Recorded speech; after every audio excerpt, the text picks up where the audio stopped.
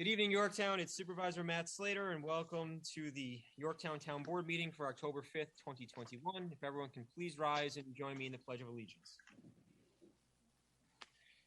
I pledge allegiance to the flag of the United States of America and to the republic for which it stands, one nation, under God, indivisible, with liberty and justice for all.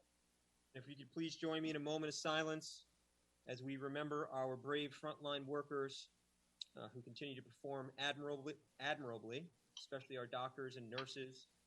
If we can also please keep in our thoughts and prayers all of our first responders, our firefighters, EMTs, and of course our police officers. And lastly, please remember the bravest men and women the world has ever known, those serving overseas in the United States military tonight.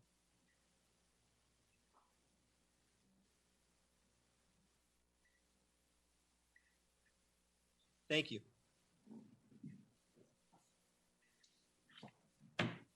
Let's see. Got an exciting agenda. We are going to start with introductions. I'm happy to quickly go around based on the screen that I see. Again, Matt Slater, Town Supervisor, joined by Councilman Tom Diana, Councilwoman Alice Roker, Councilman Ed Lachterman, Councilman Vishnu Patel, our Town Clerk Diana Quast, our Highway Superintendent Dave Paganelli. We also have with us our Town Attorney Adam Rodriguez. We'll start with reports. We will be having our first COVID-19 boosters clinic this Thursday at the Capellini Center. We actually are already completely booked. This is in conjunction with Save More Pharmacy. Again, the Cow family, longtime Yorktown residents, just been phenomenal partners for the entire town.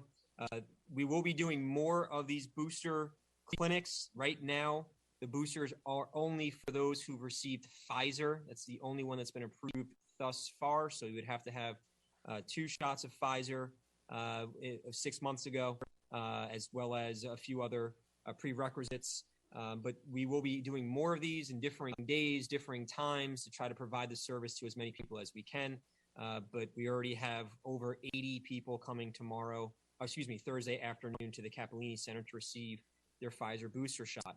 October 12th, we will have our next flu vaccine clinic. We've partnered again with our local pharmacies to provide this great service for our residents, again, just as an effort to make it as convenient as possible. Signups will be live tomorrow through the town's website, so there'll be a link right on the town's homepage there. It'll be October 12th from 3 to 4 p.m. With Taconic Pharmacy. Again, I want to thank both Taconic and Save More for doing a great job. We're going to start with some well-deserved recognition.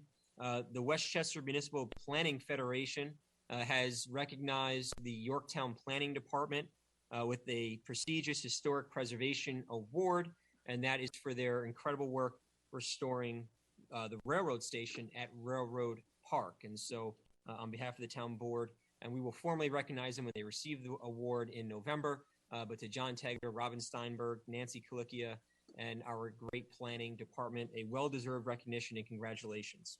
Great. So we have a couple of announcements from our departments. The water department will be completing their fall hydrant flushing by the end of the week. We updated again today on where they were, and we continue to do that through the town's email system, and we try to share that on the town's website and social media channels, so you can continue to monitor that. The cement relining bids are expected to be open later this week. That's a very important project for our water infrastructure, something that this town board has been working diligently towards getting off the ground. And so we're very excited to have the bids in and look forward to taking the next steps in that process.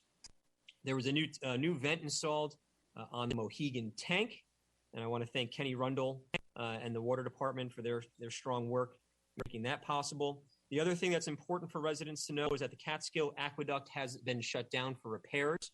That is supposed to be the case for the next few months. So we're getting all of our water from the Amawak plant. There are 2 plants that we rely on for our water source. Catskill, again, being shut down. And so Amawak is where we are getting our full supply from. Our water superintendent wanted just to make sure folks know this because you may notice a difference in the taste. The Catskill plant is a softer water. The Amawak plant, the water is harder. It is being properly treated, so there's absolutely nothing to be worried about or concerned about. But if you do recognize a difference in the taste, that's something just to be aware of. As a result of the Catskill plant being shut down, it's ironic because we were finally at the final stages of our fluoride project. Our engineering department reports that we should be nearing full implementation. However, it can't be fully implemented until the Catskill plant comes back online. So once the Catskill plant comes back online later after the next few months, the fluoride treatment will be in prime position to be included into our water supply. Our Parks and Rec department is hosting a number of events this month in the spirit of Halloween. October 16th is our drive-in movie at the Jefferson Valley Mall. That will be showing The Nightmare Before Christmas, a little Halloween and Christmas all rolled into one. We are doing our first ever window painting event on October 20th in the Heights. And so there's going to be more information coming along about that event, which we're very excited about. And of course, I don't mean to take thunder away from Mr. Lyons himself or Councilman Ed Lachterman, but October 30th is the Halloween parade. We are bringing it back. So children and my fellow parents, get your best costume on, come on down into town, and we will be having the parade that leads basically from Rexall Pharmacy right to the Veterans Field. And there'll be a couple of activities and as long as the weather cooperates, for our children to enjoy. Our Refuse and Recycling Department wants to remind everybody that November 20th will be our first ever fall town cleanup. We're doubling down on the Battle of Yorktown, or we're bringing it back in the fall. So there will be some mail going out about that and some publication about that town cleanup on, again, November 20th. The mobile shredder will be back in Yorktown on October 22nd up at Shrub Oak Park. So if you could just mark your calendars if you're in need of utilizing the mobile shredder, a great partnership with Westchester County. Our next e-waste, and it's amazing when you stop by and see all the things that our department collects, but we have another e-waste event coming up October 13th. That's going to be outside of the Yorktown Police Department off Route 202. And beginning October 25th, our refuse department is going to be transitioning to leaf pickups. So please, if you're going to be participating in that, make sure that they are properly bagged and at the end of your driveways for our refuse department to pick up. Excuse me. We had a great visit with Senator Pete Harcum yesterday to the John C. Hart Memorial Library. Thanks to the senator's great work, we were able to secure funds to install a second self-checkout machine. We already have one for the adult section. Now there is a second self-checkout machine in the children's section. And my son, Charlie, can show you exactly how to use it. He's already a pro. Training him for his first part-time job, I think. But again, to Senator Harcum, a big thank you, and to our entire library staff for doing great work. They will begin Sunday hours next Sunday. Not this Sunday, next Sunday. And that will be from 12 to 4. So they are expanding services once again, which is great. And thanks to Yvonne Check, our library director, again, doing wonderful work. They have been initially approved for a grant from the Westchester Library System. It's a 50% match up to $122,000. Well, it's a $122,000 grant, of which 50% will be covered by WLS. And that will go towards fixing the library's elevator and updating the network's wiring. And again, a great job by our entire staff over there at the library to make that a reality. Also, the upcoming book sale, the Friends of the Library will be hosting their book sale on October 15th. And if there are any teen volunteers out there who are looking for some community service hours, please contact the library, or you can contact my office as well, and we can put you in touch with the coordinator. But they are looking for some teen volunteers to be helpful in that regard. And with that, that concludes my report to the town. I'm going to turn it over to Councilman Ed Lachterman. Thank you, Supervisor Slater. Thank you for stealing my thunder. No problem. I will just add about the Lions concert, or the Lions parade. The carnival this year will be very scaled down, just out of safety. So, it will be a little different. There will be some activities, but I don't think we're going to be doing the bounce houses and other carnival activities like we have in the past. I did want to let everyone know that the Yorktown Teen Center reopened this past Friday, and they will be open on Friday nights from 5:30 to 8 p.m. It's a great place for the kids to go, spend some time on a Friday night, socialize. I know the gym was open. They have all parents volunteering and helping out. Looked like they had a really nice turnout this past event, and it was really nice to see the kids that were there. I know there were some sports programs ending, and some parents were saying that their kids will definitely be coming at that point. So I know it's limited. If you need to look up, you could go on to yorktowntc.org and find some more information out. Let's see. Oh, and Supervisor Slater mentioned teams and service opportunities. I know a couple have approached me as well. And I found out this morning that the Chamber of Commerce will be taking some teen volunteers for their street fair this coming Sunday in the middle of town. They'll need help with people directing the local businesses into their spots. So if you want to contact the Yorktown Chamber of Commerce and talk to the Executive Director, Nancy Stingone, she will be able to get you on that list, and a great opportunity to pick up some service hours. And that is it for me. Thank you, Councilman Lachterman. We'll go over to Councilwoman Alice Roker. Okay, thank you, Matthew. I'm really simple. I want to just thank you for continuing with the vaccine and now booster clinics. Earlier this year, it was really a challenge looking for places where people could go and get them. So the fact that you've allowed both residents and the people who work here to come here and get them, we thank you for that. I don't do it alone. We have a full team and great partners in the community who make it happen. Thank the team for you. Absolutely, I will. Thank you. Councilman Diana? Thanks, Matt. Hi, everybody. Just a reminder that we're having a special meeting. I guess it would be a presentation meeting on 10/13, if I'm not mistaken. We did work that out with the chief, right, Matt? Yeah, it'll be for the Yorktown Police, correct? Yeah. And just a reminder to 10/13 is Officer Needs Assistance. If you guys could get out to your local hardware store, Walmart or Lowe's or wherever you buy light bulbs, and get a blue bulb in your front entryway or lamppost, that would be greatly appreciated by the officers, retired officers, and guys that want to be officers to show the support. Shout out to Kimberly Brennan, who was awarded the Small Business Award by the Chamber of Commerce this past week, I believe it was. And just to dovetail off of what the supervisor said with regard to the water department, I got word today that they had actually finished their flushing of all the streets. They did all the state streets, of course, and down through Hanover and Countryside, Croton Heights, etc. So they are done. If you have any discolored water, that should pass relatively quickly, but they said it was pretty good.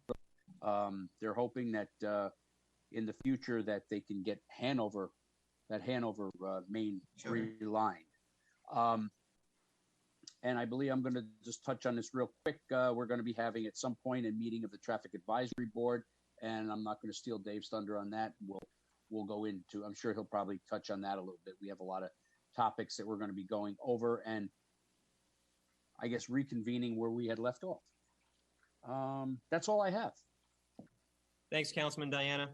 Appreciate the correction on the water department. I'll make sure the water superintendent knows, since that was his report to the department heads earlier today. Yeah. We'll go over to Councilman Patel. Councilman Patel. The best one is the last one. Okay, let me just tell you. I have planned. The day after the 9/11's morning, I planted a flag in every planter and in the gazebo, and 15 were missing the next day. And then since then, every day 4, 5, 4, 5. Today I counted 14. Somebody said, you can steal it, but I have plenty. Okay, this is a warning to those who are taking away, because the wind cannot make it away, fly away, because I secure in such a way. Okay, so please, this is your flag.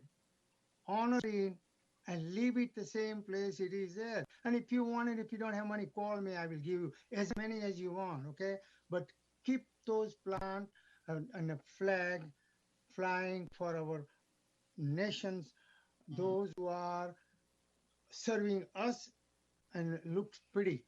Okay, the flower along with the flower. All right, let me tell you something else. I want to say something. Okay, now last week, the VFW had a special,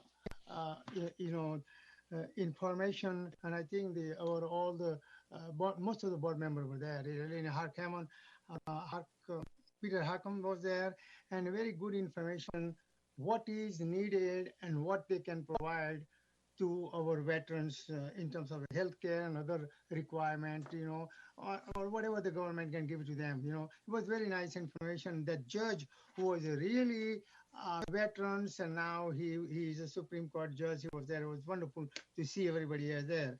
And now the one teen center. Let me ask you: are the teen center those member they go into the teen center, the youth, are they vaccinated? We have to make sure they are not vaccinated. Then we have to be really careful that not allow everybody to go in there, and we will have the same issue, because this is the place they are going to provide the vaccine to the. And then let me say another thing. You can go to Acme or CVS and you can get the vaccine and flu shots. You may not even have to just go over there. If you go earlier, and especially in the weekdays, I didn't even have to wait 2 minutes. I filled the form and it's done. So they are really very kind and very nice people to help us out in this difficult time we are going through. So I urge the people, wherever you can, please try to put the mask on, because vaccine protects us. Vaccine doesn't kill, the virus kills us, and mask will provide us. Wherever you can go, however you can do, protect yourself and your day. And another thing I want to say, every place I have gone today in the last 2 weeks, there are more masks everywhere you go, really. Why don't you just take it home and throw away, or maybe keep it in a plastic bag and dispose it properly so it looks good and it keeps us safe? Thank you. Thank you, Councilman Patel. Appreciate your report. We'll go over to our highway superintendent, Dave Paganelli. Dave. Actually, Dave, if you don't mind, before you start, Councilman Patel, just so you know, some of the kids in 6th grade are too young for vaccinations at this point. It hasn't been approved. I think they're holding to the same policies that all town buildings are holding to, of masks are requested to be worn if not vaccinated. That's good. That's that. And there was another question in there, but I forgot the answer. So that's fine. Sorry, Dave. That's okay. As Councilman Patel said, saves the best for last. So I appreciate those. Yeah. They're only for the board members now. Now you're no. Now. Oh no, you change your mind. So we have some news. We have pretty much finished paving for the season. I'm proud to say, and you all should be proud as well, because couldn't have happened without you, that we have paved 16 and a half miles of road this year. Whoa, that's which is amazing. And we have done 4 miles of road that we have milled, which is really, a step in the right direction. So, thank you. You guys did a great job. Between the extra $1 million that you put in, the extra money that we had received from the state, we paid almost $3 million worth of road. So it was great. We're really pleased with that. So thank you all. And you should, you deserve kudos for your efforts on that behalf. That being said, we have a few road closure issues. We've been working very closely with Con Edison lately with respect to tree removal, dangerous tree removal. So tomorrow from 9:15 a.m. until 2 p.m., Mohegan Avenue between Kimball and Lakeshore will be closed. Okay. We've spoken with Lakeland School District. The buses will not be operating in that time period. The reason for the closure is in order to do the tree. It's a huge tree and it requires a crane. So that will be closed. God willing, Thursday and Friday, Tamarack Road will be closed, which runs parallel to Mohegan Avenue where the speed bumps are. That'll be to remove 5 trees. Believe it or not, that little strip of land in between Tamarack and Mohegan Avenue is, of course, town property. So we're grateful to Con Ed for helping us out with that. Now, Con Ed Gas, okay? Con Ed is taking up a lot of our time. Con Ed Gas is doing a gas main replacement on Old Crampond Road. Their current plan is to start at, which they have already, at Catherine Street, at Field Street, and go all the way out to 202 past the Town Line Motel. So that being said, at this particular juncture, we have allowed them to close from Field Street to Catherine Street. Okay, buses will be able to get through, emergency vehicles will be able to get through, but there have been some extremely reckless drivers out there. We've had a police officer on the scene, and the people are it's getting very dangerous for the men and women working out there. So I've allowed them to close that road, and that will be in place including Saturday. They will not be working on Sunday, but including Saturday until at the very earliest next Tuesday. So, and then we will make a determination the best way to, in the next segment that they do, to make sure that we have access via either Garden Lane, Catherine Street, people will be able to get out one way or the other. And, we'll continue to monitor it and adjust as necessary. So what else did I have? That's it. Trees, paving, Con Edison. I think that's it. That's what highway's up to. So now we are sort of scurrying to catch up because the extra paving was wonderful, but we did spend a tremendous amount of time paving that many roads. And, we appreciate our residents' patience. We hope they enjoy the result. And you know what? It's been an extremely pleasant experience. People have been very nice. I'm very appreciative. So that makes it all worthwhile for all of us. So thank you. Great job, Dave. Appreciate it. And please thank everyone over at the Highway Department for their great efforts. Yes, sir. You do have a question from Councilman Patel. Yes, Highway Superintendent Paganelli, everything looks so good, but I want to ask you one thing. There are small places, some places, there are potholes. So will you be continuously filling up with a little pothole? I was at the Ben Franklin School and I fell in the hole. I was walking up there, really.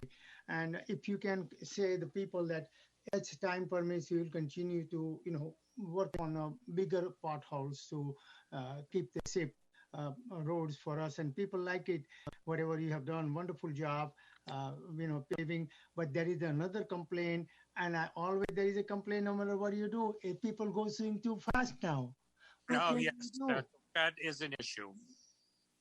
So with respect to potholes, to be perfectly honest with you, we have been somewhat remiss because it's been sort of an all hands on deck with respect to paving, because in order to save money, we do traffic control, with respect to milling as well as paving. So yes, we are catching up. We are working. I don't know, Ben Franklin, is it in their private property? Is it on our road? This is on a street, in a street. Okay, so for instance, we have at Brookside School, they have reached out to us, and we try to work with the school districts because my feeling, and I'm sure yours is tax dollars are tax dollars, whether they're paying them to the school district or they're paying them to the town. So we try to work, with them. Certainly they pay for materials. The entrance, for instance, Brookside School, I'm sure any parent that drops their children off there realizes the condition it's in. We were waiting for we don't have a roller at this point. So we had ordered one, supposed to come the end of October, but I don't think we can wait. So we're going to do a temporary patch out there for the school district and, sort of alleviate those parents' aggravation every time they drive over that, rough areas you're pulling out of Brookside School onto Broad Street. And there are so many stormwater, are being damaged, due to heavy rain. And it's some of the places I have seen those yellow cones. So at least they are, but some of them, so this will be done soon this year, because if the winter comes, then it's going to be even more hazardous conditions. Actually, we just did about 120 feet of drainage up on Bonnie Court off of Giordano. That being said, we have, I think, 8 or 9 different drainage issues, one of which actually, I'll be approaching the board, because a lot of these, we have an incredibly deteriorating infrastructure, unfortunately. And a lot of this infrastructure, we have a 30-inch drainage pipe that up off of Allen Avenue that goes under somebody's wall, under the corner of their house. So digging it up is not an option. So it needs to be, what's the word I'm looking for? We need to we go inside with it's like a big sock, and we pull it through, we steam it, and it solidifies. So lining, it's basically lining. It could be done with cement, or it could be done with polyethylene. So that being said, that one job, we had someone come and estimate it for us. It's about 200 feet of 30-inch pipe is $47,000. So, that's what we're all going to be looking forward to, as we progress, because unfortunately all this corrugated pipe that's in the ground, when was Allen Avenue built? In the 50s, right? So in the 50s, that's 70 years ago. So that's, we're trying to keep up with it as best we can, doing as much as we can, in-house. Like I said, we just did Bonnie. We have on Baldwin Road, which some people think is old Baldwin Road, but when you come straight down, you're actually turning into East Mohansa, and Baldwin Road is the road that runs parallel. We have a bunch of drainage to do out there. The hope is next year we'll be paving Loring, Hawthorne, and York Hill. And Loring requires a tremendous amount of drainage, so we're trying to get all that done. We're trying to get everything done proactively prior to paving, because it breaks my heart to have a new road.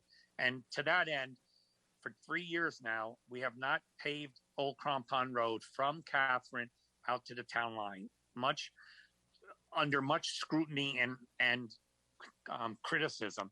But the fact is, had I paved that road 3 years ago, we would have had the fluoride station. We would have had this Con Edison digging up that entire road. Now that road will be paid by Con Edison at no cost to our taxpayers. Right. So it's always sort of just keeping track. So thank you, Dave. Thank you, guys. Sorry to ramble on. Nope, not at all. Is our poet laureate on, Diana? Do we have Mr. McMullen? Yes, I love you. Thank you.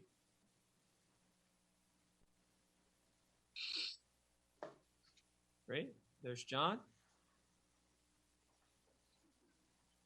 Good evening, John. Good evening. Something that's fairly current. October 3rd, 2021, the day the earth stood still. I was working a new poem when I saw that I had an email, so I took a break to look. It was a request from a fellow poet. Would I send an email notice to all the poets I knew that his reading online was starting at 6 p.m. on Zoom, on a Zoom location. He had posted the notification on Facebook for all to see, but Facebook was down. What? Yeah. Facebook was down? Billions of people cut off from each other? Yes, billions. What would they do? Pick up a phone, go for a walk, write a letter, watch television, read a book, have sex, go to a movie, take a nap, go down to the bar, talk to their family, play with their pets, write a poem? What kind of life is that? I hope it all comes back up soon. Thanks, John. All right. we have some personnel resolutions. We'll take them together. Accept the retirement received from Michael Mill from the Sewer Department effective January 15th, 2022. We'll also be accepting the retirement from Kevin Elamonte from the Refuse and Recycling Department effective January 14th, 2022. And we accept, with regrets, the resignation received from Brittany O'Neill from the Building Department effective October 15th, 2021. Motion? Motion. A second? Second. All in favor? Aye. Aye. Any opposed? Okay. With that, we will open it up for courtesy of the floor. As a reminder, there is a 3-minute limit to those speaking at courtesy of the floor, which will be by our town clerk, Diana Quas.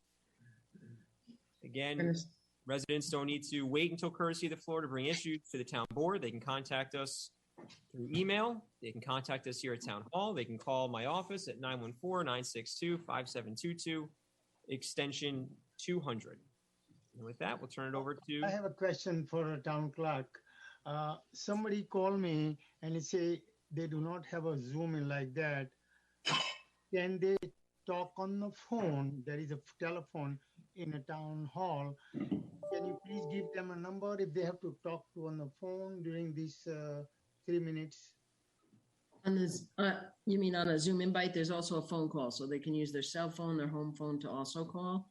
But that's on the invite. They can get that information from us anytime. We put that on our agenda notice that they should contact us, and we can give them that information. And repeat the phone number for them, the number on the town hall. Hold on. 28 something. Well, I think Vishnu, it's not a town hall number. It's right. a number that they go directly into the Zoom. Okay, so hold on 1 second.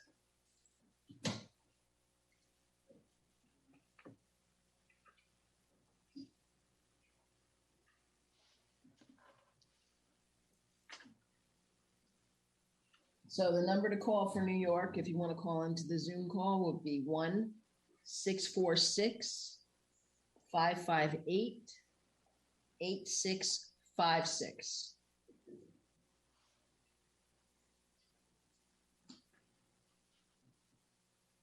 If they have any problems, they can contact me at my office at 914-962-8152. Thank you.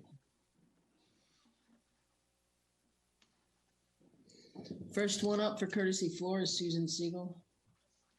good evening, Ms. Siegel. Hi, good evening. I have some questions relating to the bids the town received in September to continue the smart water meter project. I'm not questioning the wisdom of resurrecting and completing the project that was begun in 2010 and unfortunately brought to a halt in 2015. Moving ahead with the smart meter project is a no-brainer, and I thank you, Supervisor Slater, and the rest of the town board for deciding to complete the project. My only issue is how you plan to proceed. Based on the bid specs, which were never discussed, they were released in July, advertised in July. They were never discussed at an open meeting before they were advertised. I'd like to know why the board appears to be doing away with the infrastructure that operates the existing system and which cost Water District taxpayers over $1 million. The existing infrastructure is working. All that's needed to complete the program is to finish the installation of the smart meters, any kind of smart meters. Why are you tossing out a relatively new system that's working and starting over again from scratch with a totally new system? I also have questions about how the town board plans to finance the project. But I can't frame those questions because I've been denied access to the bid submissions, even though, according to the New York State Committee on Open Government, bids can be made public after the bid submission deadline has passed, but the bid hasn't been awarded. My FOIL denial is currently being appealed and will be decided by the FOIL's Appeal Committee, made up of Councilwoman Roker, Town Attorney Rodriguez, and Town Controller Caparel. My concern over how the project will be financed is based on the December 2020 presentation and a very, very seductive financial sales pitch by a company that would pay the full cost of designing, installing, and maintaining the system. All the town would have to do is pay a monthly per meter fee to the company for roughly 10,000 meters and for 20 years. And that was the one and only presentation on the water meter project that was made to the town board, at least at an open meeting. So my question to the board tonight is this: do all the bids use this financing option? If not, what are the other options? And has the town done any analysis of the long-term pros and cons of the different financing options? And will that analysis be shared with the public before the board votes to award the bid? Water district taxpayers have a right to know what this town board is doing that will commit them for the next 20 years. As I said in the beginning, I applaud the board for finally moving ahead with the smart meter project. But right now, district taxpayers deserve answers to very specific questions. Please, we don't need to hear generic statements about the value of smart metering. We know smart metering is the way to go. We just want to know if the bids are the right way. With that, one other question. Could you explain why we're back to all Zoom and no more in-person meetings? That was the last-minute change that I saw very late this afternoon. Thank you. Thank you, Ms. Siegel. Next is Paul Moskowitz. Good evening, Mr. Moskowitz.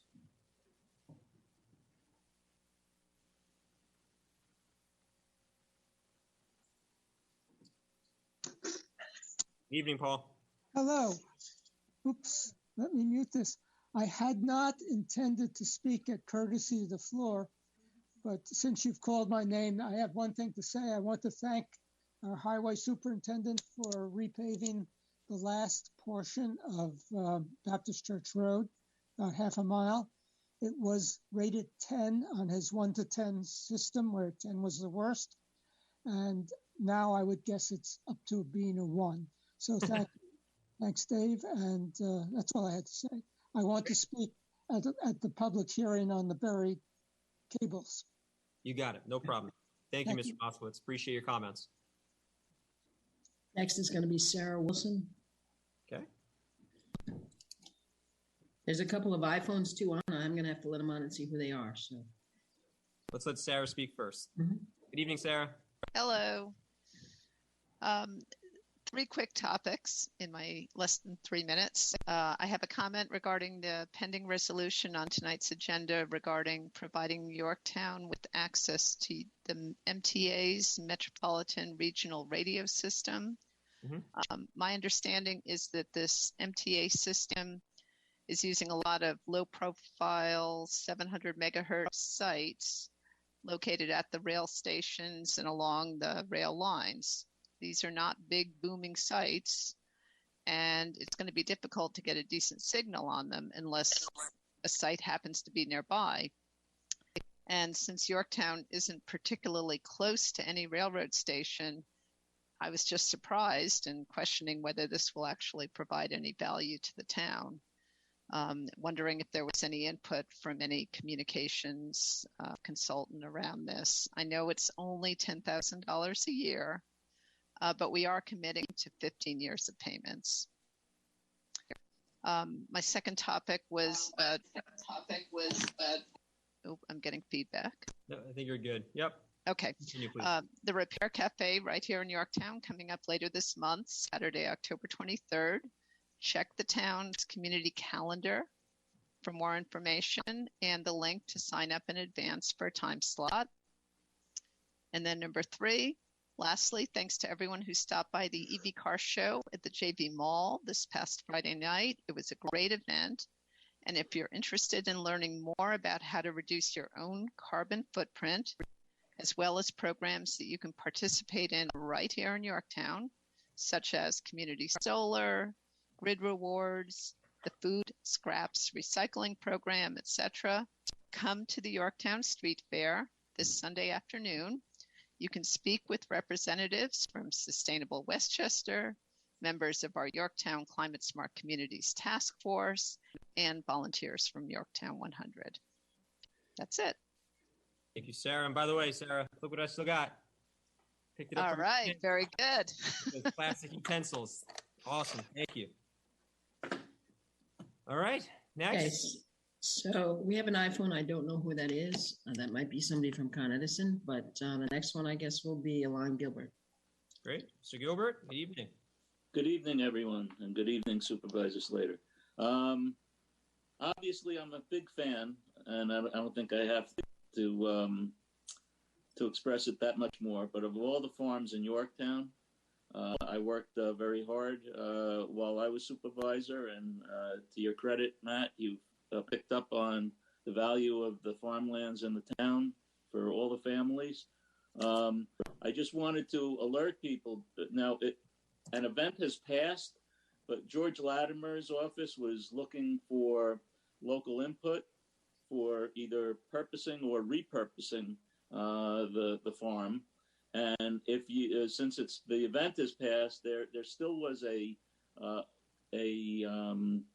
site or an email that you can send comments to. And that's for Hilltop Hanover. I just want to make sure. For Hilltop Hanover, correct. And that goes to HHF Master Plan at westchestergov.com. And if you have any thoughts or ideas on this, on the use of the farm, please send them. All suggestions are obviously valuable. As a matter of fact, when again my economic revitalization committee had come up with a couple of ideas that we had passed on. One was trying to utilize the farm as an event venue for weddings and things like that. You see that all over the state. And another possibility would be utilizing it for a restaurant, farm to table, obviously. And lastly, some thought in allowing the WCC veterinary school to use it as a satellite for learning. So those are some of the thoughts. And finally, again, I have a particular fondness for the family, the Woodards, from the Meadows Farm. And I happened to run into the family yesterday at Yorktown Pizza and Pasta, and they were having a celebration. So I just want to give a shout out to a happy birthday to Fran. And thank you very much, everybody. Thank you, Mr. Gilbert. I love Fran. Next is Sergio Esposito. Mr. Esposito, good evening. How's everybody doing? Good, thank you. How's everybody doing? Yep, I just wanted to chime in. The farms are very important. As a matter of fact, we got, I believe, on the 23rd and 24th, we're planning a full farm weekend. We did it last year, especially during COVID, and we got a whole bunch of events coming up. So it's going to be exciting. We haven't really announced a lot of the stuff that are surrounding it, but we're trying to put it all together. And I think it's going to be very exciting. And we got some interesting things that we've been planning. But I did want to talk about my street fair. I want to invite the entire town board to our opening ceremony. The street fair is this Sunday, October 10th. We are distancing the booths from each other to give everybody a little more space. And I definitely want to invite everyone on the town board for the opening ceremony. The entire event starts at 11. It ends at 5. We have a lot of local talent that's going to be playing up on the stage. The dance studios. We have local bands. It's going to be a lot of fun. There's going to be food, rides, games. You know, it's going to be it's coming together quite nicely. We've been working on it for quite a few months, so I'll be happy when Sunday is here and all of us could relax a little and enjoy the day. Yeah. So, but I do want to invite you again. 12:15 is the opening ceremony. Please be there by 12. Please come at 11. I'd love to have you guys there all day all day long. So that's basically it, and I appreciate the opportunity to plug the street fair once again. Hey, Sergio, the earlier you get there, the more work you have to do, though, right? Yes. So if anybody wants to show up at 7 a.m., I'll be there smiling. I'll have Dunkin' Donuts coffee for everybody on the chamber. It used to be bacon and eggs. I don't know. All right, fine. If you come at 7, I'll get you bacon and egg sandwiches. It used to be. You got steak and eggs at 7 a.m. Bring your truck because Burger King is donating 40 The water, of course. So we're gonna need somebody at right after 40 cases of water for it. So anyway, I appreciate it, guys, and it's good to see all you, even though it is on Zoom. All right. Thank you, Mr. Esposito. Anybody else who would like to comment? I have. Jay Copstein. Jay Copstein. Great. Mr. Copstein, good evening. Mr. Jay. Good evening.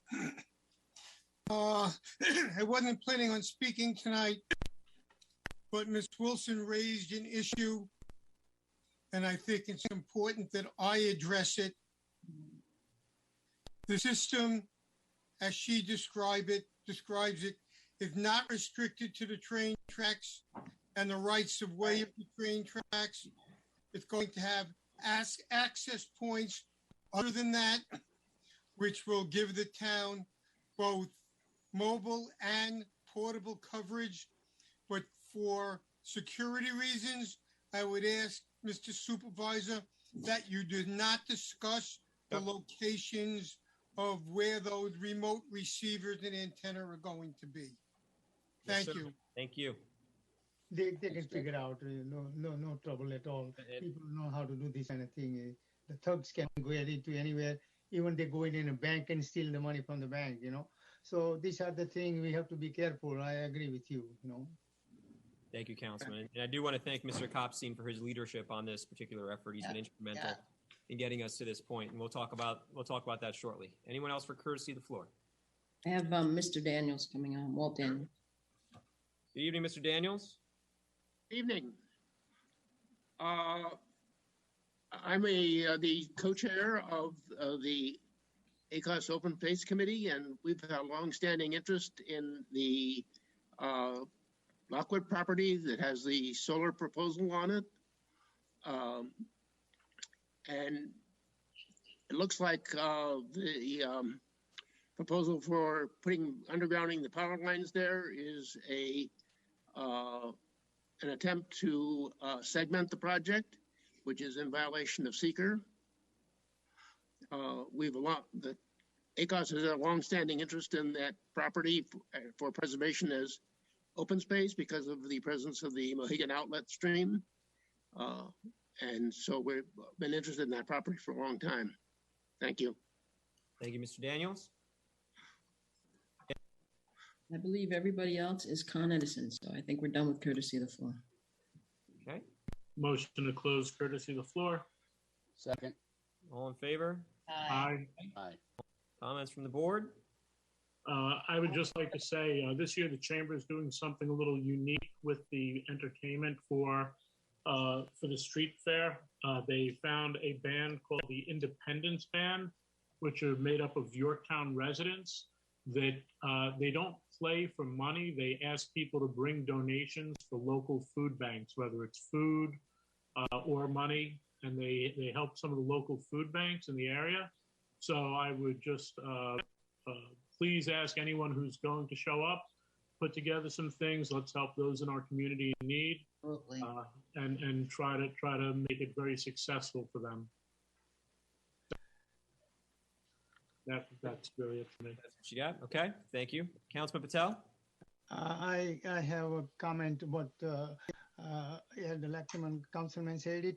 Last Sunday there was an independent band play beautiful music at the library, and it was really nice. Ilan Gilbert was there, and so many senior citizens. It was very, very beautiful weather and very, very talented musicians. The second, Sergio, can I say something about you? Make sure clean at the end of the festivities on a Sunday. Tell everybody clean as you move, okay? So this way we have to do less work. I have done it for a long, long time. So please encourage to put the garbage in a garbage container and a plastic and recycling like that. That will help us do little less cleaning. Thank you. Thank you, Councilman Patel. I actually had one other comment. I was wondering why Mr. Gilbert got lumped in as the seniors, but that's What are you doing? Okay. Just a couple of comments. And Councilman Diana, anything on your end? I'm good. You good? Okay. Again, I want to thank Jake Hopstein, like I said earlier, for his leadership in this issue. The police did do a full presentation on this previously that did lay out the cost benefit and also the safety benefits for the town to move in this direction. So we have seen that presentation, and we're very excited to be at this point here tonight. And I know that our police department have vetted this fully, as well as with, like I said, the help of Mr. Kopstein and Captain Valerio from the MTA and Westchester County Police. To Mr. Gilbert's comments on Hanover Farm, it was a very interesting conversation. I was able to attend for as long as my kids would let me stay before I had to go pick some pumpkins. But they did bring up a lot of great ideas for Hilltop Hanover. I think it's really important that people recognize that Hilltop Hanover, I bring my kids there all the time. And if you've got young kids like I do, it's a great place to go. You get to burn an hour and you get to do something really productive and teach your kids about farming. When I brought my kids, we've picked potatoes, we've picked flowers, we've picked pumpkins, there's like every weekend there's just something really awesome there to do. They do have another event coming up. It is their let's see if I get this correct, because Janet Harkin will be upset if I don't. It is the View, Brew, and Barbecue event that they're doing. And to what Sergio said earlier, we had one more farm to confirm, which we were able to confirm earlier today. And so we are bringing back Fall Farm Weekend, which was a tremendous success last year. We are moving it up this year in conjunction with our farms to the weekend of the 23rd and 24th. We've got Mr. Gilbert had described it perfectly. We've got just so many amazing farms here in the town of Yorktown. They're great assets for us that we really want to highlight and promote. And also, as Greg Brown would always remind us, that agro-tourism just benefits our community tremendously, because they also support our small businesses in a million different ways. So we'll be announcing the details on Fall Farm Weekend. I will tell you that there is a pie eating contest involved this year. Watch out. So we're all going to do a pie eating contest up at Wilkins, and I want to thank Randy Pratt for helping us out with that. But we do have all the farms participating again, including Hemlock Farm, who we confirmed earlier today, and more details to come on that end. I think the other thing, Mr. Daniels, we're going to touch upon the issues that you brought up shortly as part of the public hearing. I don't want you to think they're being ignored, but I think that the presentation, hopefully by Con Ed, will shed some light on your comments there. Also, Mr. Daniels, while I have you, I had a conversation with Con Ed also about Turkey Mountain, so I have to follow up with you about that as well, which is another project I know you've been working on for quite some time, but I think we're making progress. And then lastly, to Ms. Siegel, I'm not going to speak on the foil. I don't know if our town clerk wants to get into that, but first off, we did have 2 presentations, not just one. We did have Core and Maine present to the board as well. They did an original presentation about the features to their system, which is the one we currently use. I think it's important to note for the public, because I don't want you to be confused by some of the comments that were made. No bid's been awarded, no decisions have been made. So I just want to make sure we're very clear on that. The town board hasn't even had a chance to review the bids because we are awaiting guidance from our water superintendent and from our legal team. So nothing's been decided. And of course, we're going to take our time and we're going to make the best decision for the town. The question as to why some are proposing, and I don't even know if some are proposing, to replace the full system versus only portions of the system also has to do with the fact that some of those companies don't use the same brand technology that's currently in place. So it gave us the latitude to go see what other options there were that are out there. Again, the board hasn't reviewed those bid documents as of yet. I know that we have our town attorney on as well, but I just want to make sure that the residents understand that nothing's been decided. Nothing's been decided. And so, of course, everything will be done with their best interests in mind. And then lastly, as to the question as to why Zoom, I made the decision that it was important for us to go to Zoom because I want to ensure that we have productive conversations and productive meetings. We had some technological difficulties last week that pose a problem. And rather than having to overcome those obstacles on the fly, we felt, and I felt personally, that this was the best way of ensuring a productive meeting for the residents of Yorktown. And that is why we are here on Zoom tonight. And with that, if there's any other comments from the town board, we will move on. Councilman Patel. Let me just say about the census meter. Why don't we invite both of them and pick on their brain and answer my questions, okay? We plan on doing that. Yes, I want to hear it, and I want to hear from the public. There are very smart people in this town. You know, you don't have to buy Ferrari, Chevy. They all work together, and I want to use the old infrastructure. Nothing is electronic part need to be changed. You can do it. They can be very integrated, and it was built to run the entire town on a wireless infrastructure we already have. So if there is a need to be upgraded, some of the electronic is no big deal. You know, the antenna is already there. And now they may even have some kind of improvement on the antenna and element. So we should, stick together and talk and find out what is, and very openly. So this way, nobody will tell you that, hey, something like this. I think the old meters and the new meter, the same technology is available in any meter. You can buy it. And if you buy your own, you can put it as many sensors you want to put in the house. So every toilet can have a sensor if there is a leak. And it can tell you remotely every day how much water you are using it. So all these things will help us. I couldn't agree with you more. And I think we're going to have a comprehensive conversation looking at every option possible to make the best decision. Councilman Diana? Yeah, to the water meter project.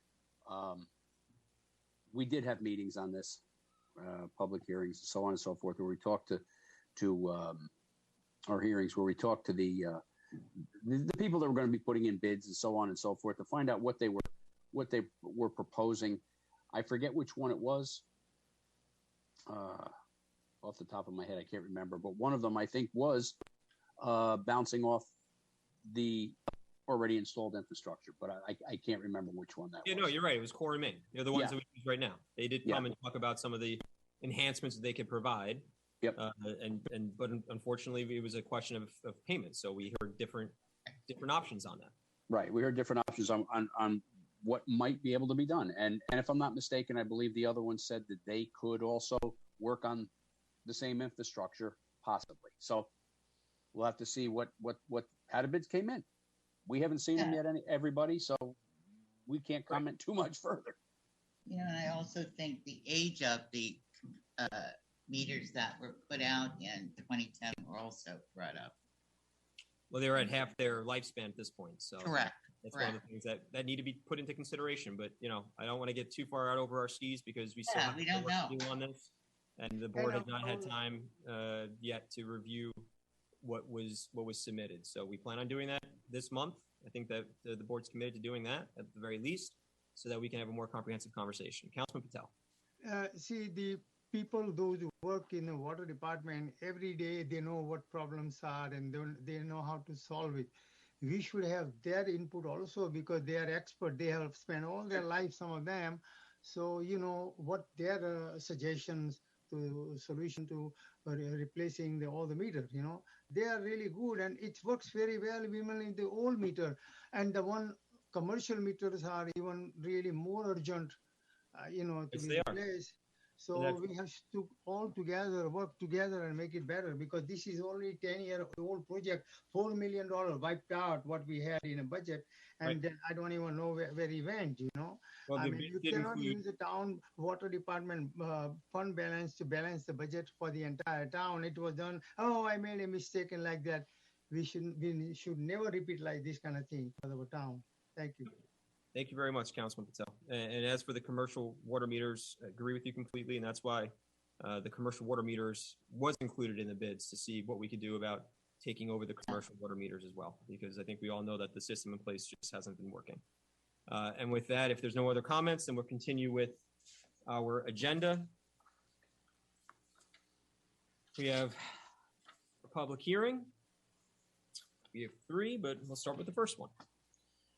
This is a public hearing amending Chapter 300 of the Code entitled Yorktown. Entitled Zoning, Yorktown. Entitled Zoning.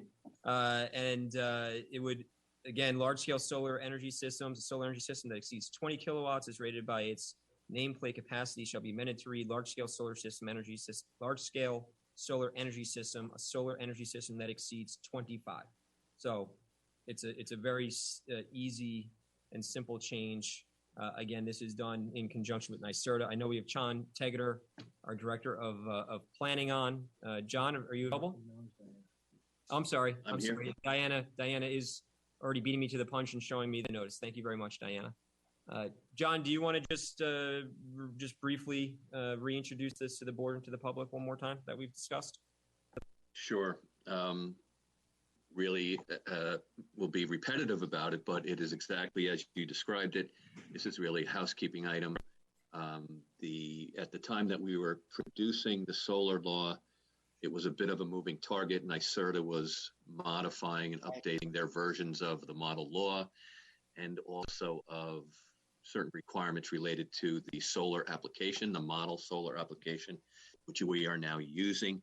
This modification from the threshold of 20 kW to 25 kW basically maintains consistency for those NYSERDA documents, which is in our favor to do so, as following NYSERDA, bestows some benefits to the town in certain areas. So that's why we're doing it.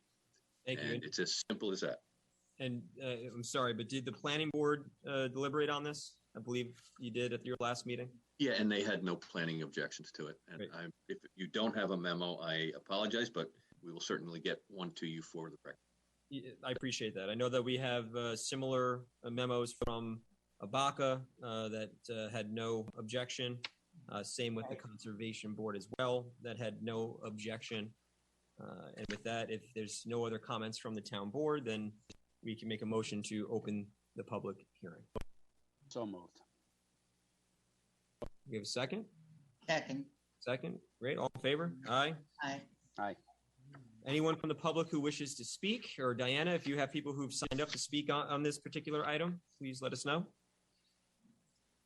I believe that Susan Siegel did, but I'm not sure if it was this one or the other two. So, Ms. Siegel, if you can just unmute yourself, and if it's on this, provide comment. If not, we can go to wait for the other two.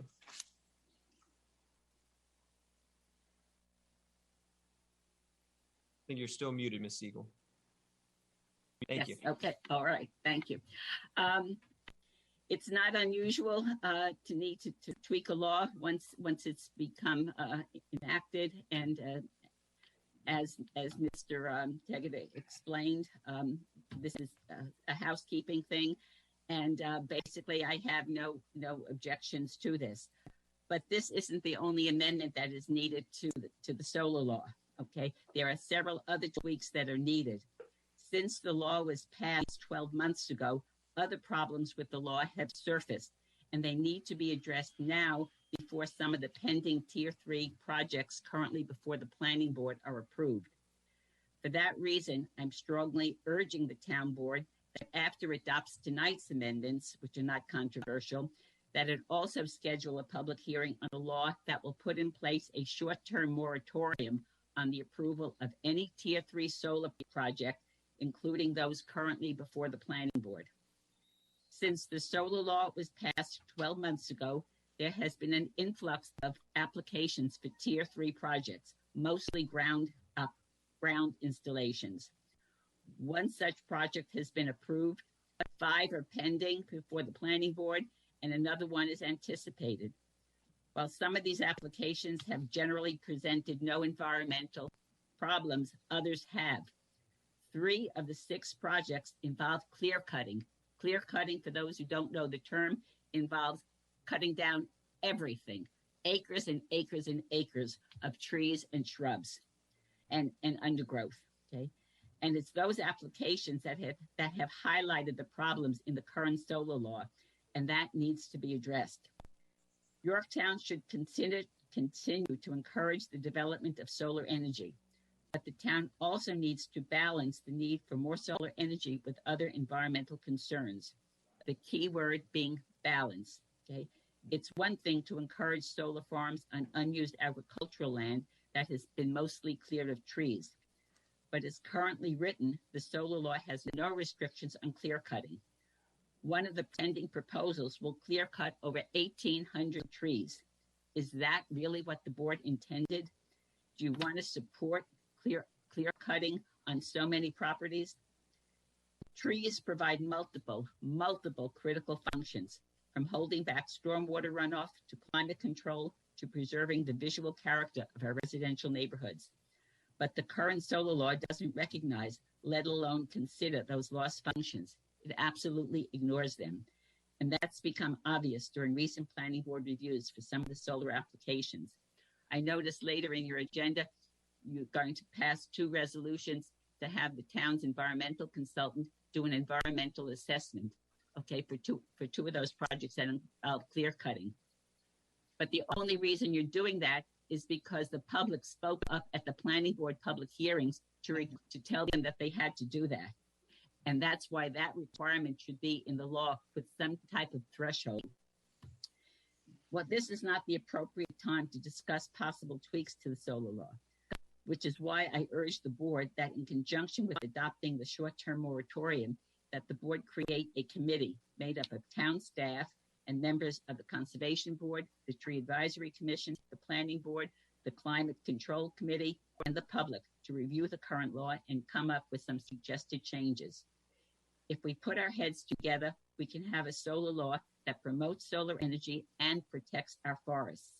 But in order to do that, we need a short-term moratorium before we lose thousands of more trees. Thank you.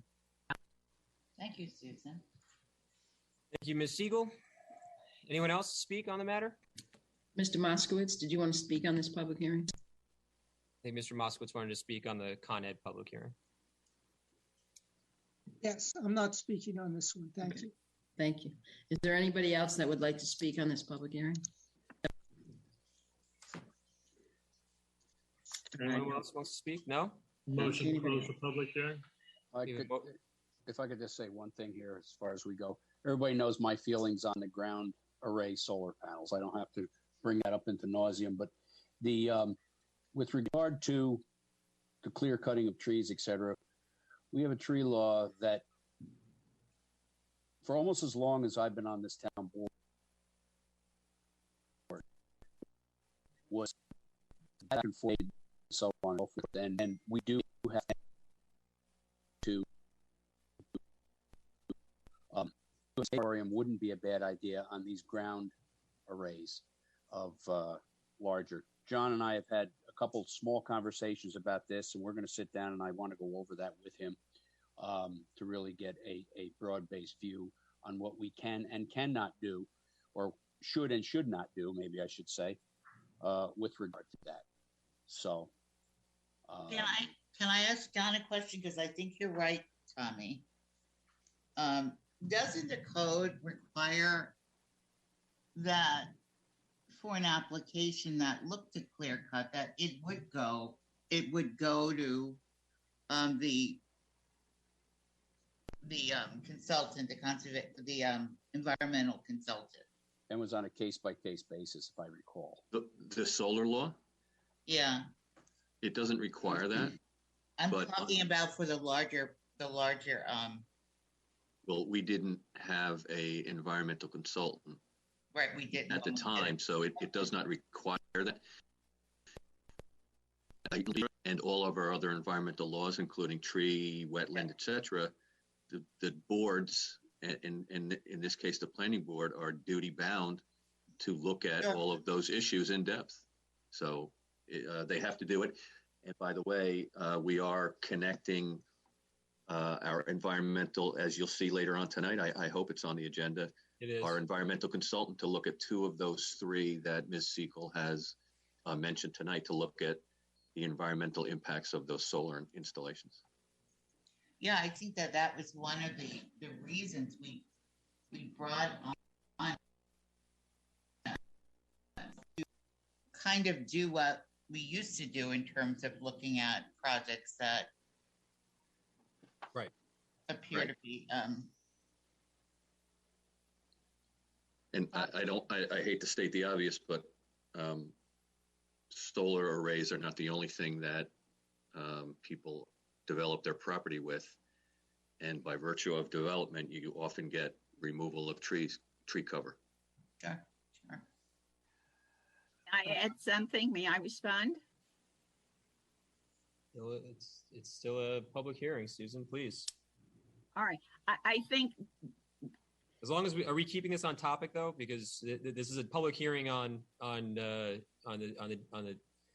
yeah, but I think not on the moratorium. That's not what this public hearing is about. So if you that's can right. But Councilman Roker and Diana and Mr. Tegeta have picked up, on this point. And I think that one of the important amendments to the law, because we're talking about amendments to the law to make the law more effective, is that there should be some kind of requirement for an environmental review that the applicant has to do, and then, as we know from the town code, then the town can hire its own consultant to review what the applicant has done, what we do with traffic, as we did with Taco Bell, and we have done many years ago in the past with environmental issues. And that there has to be some threshold. I'm not saying that every single tier 3 application needs a full environmental review, but certainly something that's clear cutting does. And the tree law does not address that. The tree law doesn't prohibit tree cutting. It just gives you a permit if you're going to cut X number of trees. And many subdivisions don't necessarily involve clear cutting, 10, 15 acres. So I think that's why we need to take a look at the law. I don't think that's what the town intended when you look at the 3 areas that the town addressed in the law. You talk about agricultural land, then you talk about carports, and then you talk about sites in their natural state. And what we're having now is a mixture. We've had some plans on agricultural land where it's clear there's one application where only one tree came down. That's like a no-brainer. But when you're cutting down 1,800 trees on one and about 700 trees on another, absolute clear cutting, and in residential neighborhoods, I think that's a big difference. And the planning board has not asked any questions about the other functions of trees. All the discussion is, and if you read the solar law, all it talks about is carbon sequestration, okay? But trees have multiple functions, critical functions for our town in terms of stormwater, cost of drainage, roads repair, siltation, erosion, natural habitats, a whole slew of things. And in fact, I'm concerned that even when you pass the resolution to hire the environmental consultant, I don't know who's reviewing the scope of work that consultant will do, because there might be 10 possible environmental issues, or there might be 5, okay? And right now, the public has no chance. We haven't reviewed the resolution that you have, so we don't know what the consultant is doing. That's another issue. Thank you. Thank you, Ms. I have a comment. Yeah, when you talk about the solar law, how about the storage of the energy, battery? Is this included in one package, or it will be a separate? Because appropriate things at appropriate place, because some residential area you don't want to have a large storage battery in the unit for commercial use. So is there any limit to how much storage you can have it in a residential area for commercial use? The battery storage is a separate law altogether. Yeah, but I mean, they are cousin, right? You produce and you store it, or you transmit it. I understand. I think that both Vishnu and Susan's comments are valid. On Friday, Matt, when we went to that conference, we met a gentleman who is a part of the state's solar committee, and he started talking to us about the state thinking about putting a limit on battery storage. And I said, well, we've got to bring you to a board meeting because we need to understand that. Right.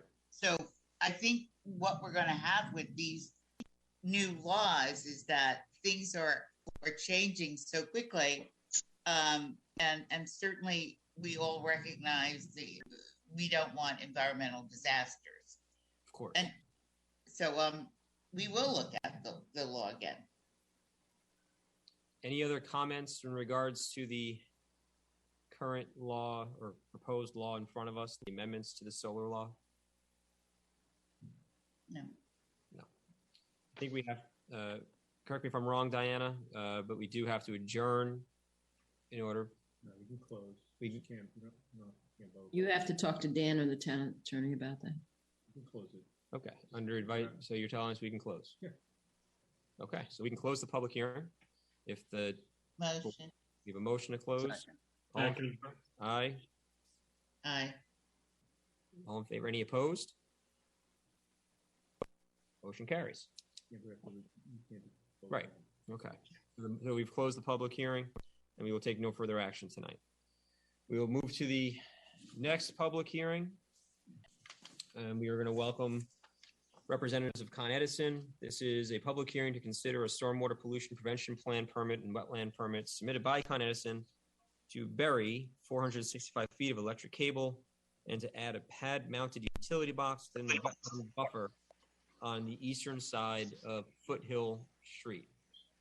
And if folks from Con Edison can introduce themselves, we would appreciate that. We have Chris. Chris, are you there? Yes, I'm here. Great. Who else on your team is with us tonight? We have Christina Halkett, Luigi Vingo, Ed Pena, and two others who I'm not quite sure at the moment. Okay. Phone numbers. I'll just say phone numbers. Is Luigi on? I don't see. I am on. Hello, Matt. I'm here. Hey, there he is. What's up, Luigi? How are you guys? Hello, everyone. Good to see you, Luigi. Thank Hello, you for Luigi. joining us.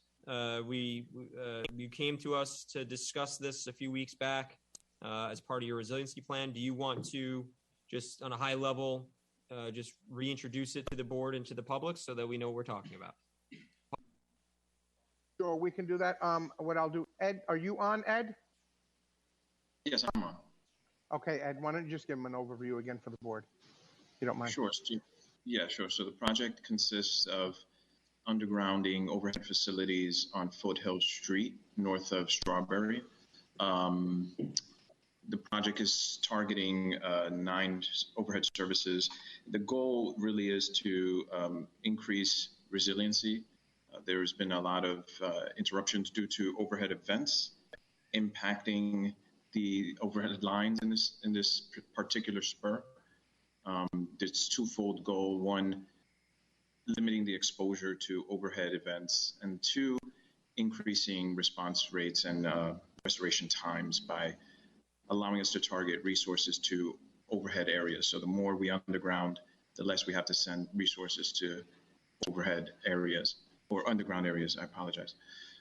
So that is in a nutshell what we're going to do. We're going to be installing underground facilities to replace the overhead open wire primary, and transformers are going to be pad mounted in the grass. Great. And again, this is only 465 feet. That'll be in the wetland buffer. Any questions from the town board before?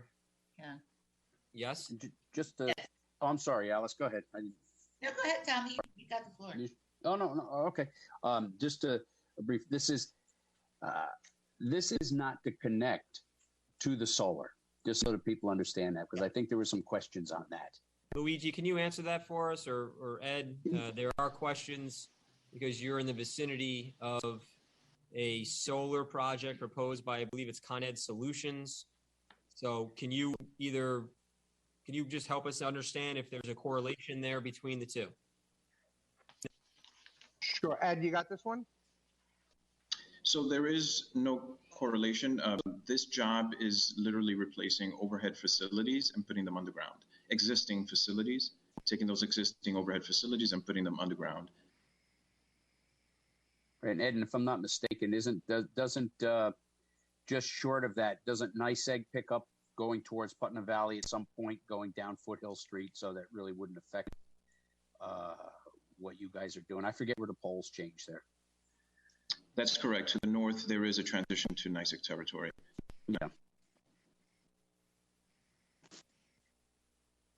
I think we have. Okay. Is Kenny Rundle on? I'm sorry. Hold on. Councilwoman Roker, you had a question. My apologies. Yeah. Have you heard from any of your customers in the area about this proposal? The solar proposal you're referring to, Councilwoman? Yeah, no, not the solar, but the proposal to bury the lines underground. Yeah, Luigi, can you explain how each that was done? Thank you. Yes, so what we have done, we've spoken to each one of the customers that are going to be affected because the service from their home is going to go from an overhead service to an underground service. Right. So there's going to be some work on their property. And so we've had communications with all the customers along the route. Have you been able to gather any feeling that whether or not these people are happy or? Oh, certainly. Councilwoman, I know I would be. Yeah, well, what happened is we couldn't do anything without their permission. Mm. So we have buy-in by everyone, I think, except for one customer, to be honest with you. But everyone else is on board. Thank you very much. You're welcome. I'm ready, Luigi.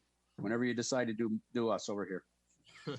Okay, you got it. Kenny Rundle's on the phone, our water superintendent. Kenny, if you're there, can you unmute yourself? You wanted to raise or ask a question?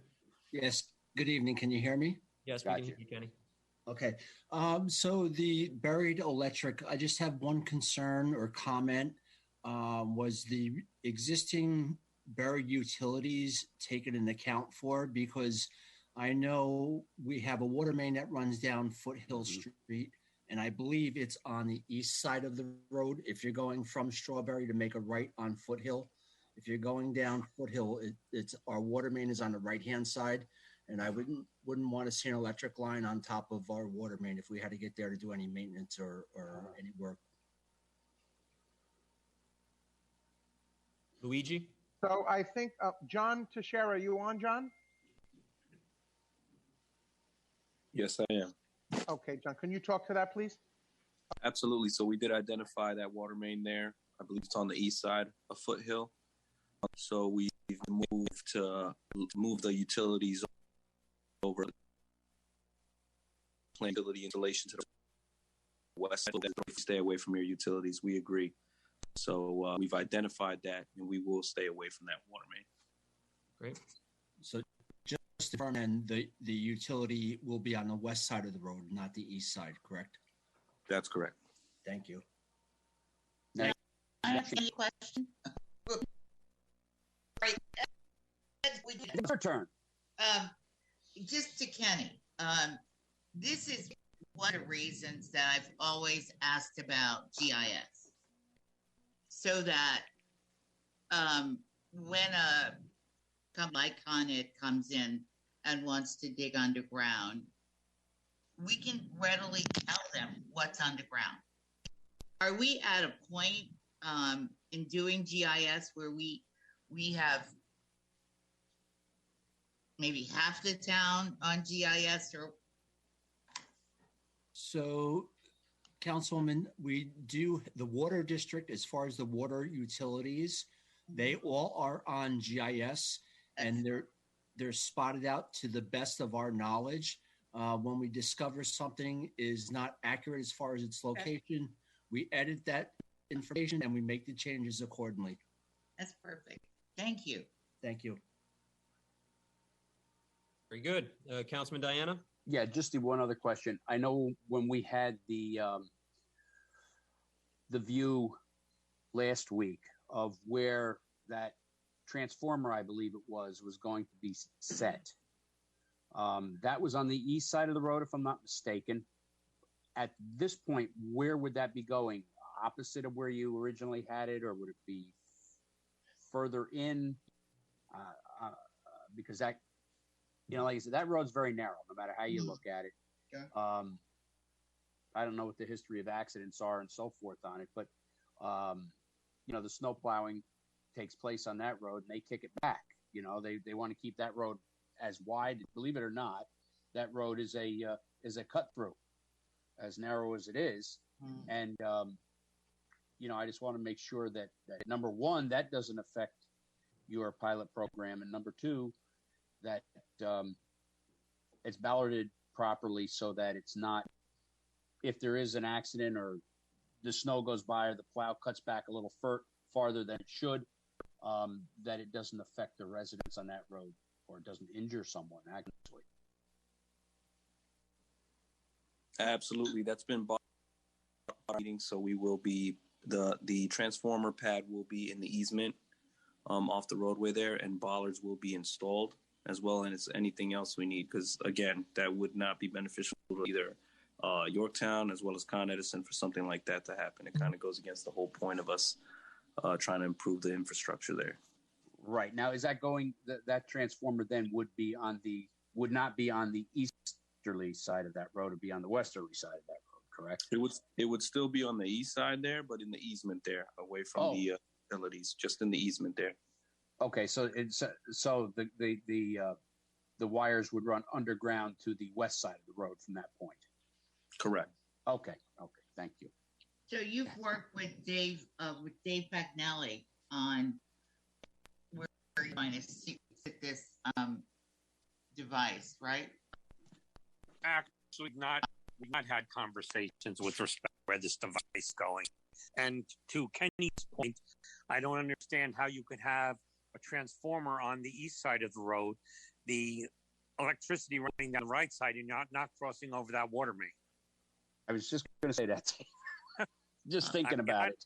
I'm no brain surgeon, but I could tell you this much: if it's getting from the west side to east side, it's going over that water main. So how does that affect our water department? Well, that's a concern that I think Con Ed needs to get with both you and Kenny before we go any further. And also, we have a very similar situation that is currently going on with Cablevision. All right, where they're trying to put in remote systems, the same sort of scenario with ballards, which basically are immovable. They protect their system, but if one of our residents' car hits this ballard, that's a problem. Mm-hmm. So we have associated a cost, and I'll discuss that with Con Edison offline with respect to putting in things like that in our right of way. Yeah, I think that's really a discussion. How deep the cable will be in reference to water line in the white, how much you have to dig it up, because the cables are not very big, but is there any kind of a drainage, something big underneath like that? Because and if you disturb it, it may wash out, maybe create a channel underneath, and then so how deep, I want to know on why those digging up would be. I think we only want the best for, we want this pilot program to work for you. And I think you'd be better served by sitting down with our highway superintendent as well as our water superintendent. Perhaps if you call Dave, he can arrange for including the engineer, for everyone to sit down to look at where everything's going to go, and if our department heads have a suggestion, that you hear them out. We also have the utility work. They're also going to have to consider. There's I don't know that it's shown properly, but the county interceptor runs in the project area, so that's like a 30-inch pipe. And the other sort of related issue is, we have the other, Verizon, Cablevision on these poles. The poles are going, where is going to end up. But, the other issue to, the water department's point, and there really is no easy answer, that we've been talking about undergrounding utilities for resiliency. It's sort of unavoidable to have things near each other in the ground, particularly you have drainage, you have water. The stuff's got to coexist, and we need to do the appropriate markouts. you're going to run into these interference issues no matter what road we go to. So we need to figure out a way to collaborate with the utility to, if we want to achieve this kind of resiliency. I agree. Dan, where's the sewer main there? Is that on the? Is that also on the east side? Well, it's a little unclear from what they provided us because they have two things marked as a drain. I believe it's close to the edge of pavement. I assume one of the things that is marked as a drain is the county interceptor. Mm-hmm. But it's a big pipe, so we definitely want to make sure that and things don't look right. Like one of the area water mains right on top of it. So I don't know how well the mark out was, and that part of that's our problem too. That if all our stuff needs to be marked out. There's already some underground. I see underground telephone work, but I don't know that the customers there are served underground. So again, there's sort of other work that's going to have to take place that's really not considered here. But if poles are going, then those other utilities are going to have to relocate as well. That might be the fiber optic or something there. But I think that Luigi, you guys got to get with Dan and Kenny and Dave at this point. Just go over whatever we have on GIS. It's just going to make it easier, not only for us, but for you guys too. I got to tell you though, I'm sorry, but it's frustrating because this isn't like the first time we've heard the presentation. They were here before in front of the board. Now I don't know where the disconnect is. I really don't, and I don't know if it's on our side or it's on the Con Ed side. But to get to this point, to get to a public hearing like this, try to get you guys through, and there's all these open-ended questions. I'm just telling you, it's frustrating, and I don't know whose fault it is. No, I agree with you, Matt. It is. Come on, I mean, I did bring up the interceptor area issue a while ago. To who? Ed. To Con Ed. To people here. I pointed that out as one of my concerns to make sure they knew exactly where it is because it's a big facility. I'm just saying. I mean, we can't get to it's frustrating to get to this point, and then we got all these other questions that are arising when they presented something to the town board weeks ago, and there was time for us to get ourselves acclimated with the project. That's all I'm saying. So I'm sorry for for expressing my frustrations, but I don't think it's fair to Con Ed. I don't think it's fair to our residents. I don't think it's fair to our departments that there's this communication breakdown. Generally, when a person presents an application, they normally will say, well, who else do I have to go and talk to?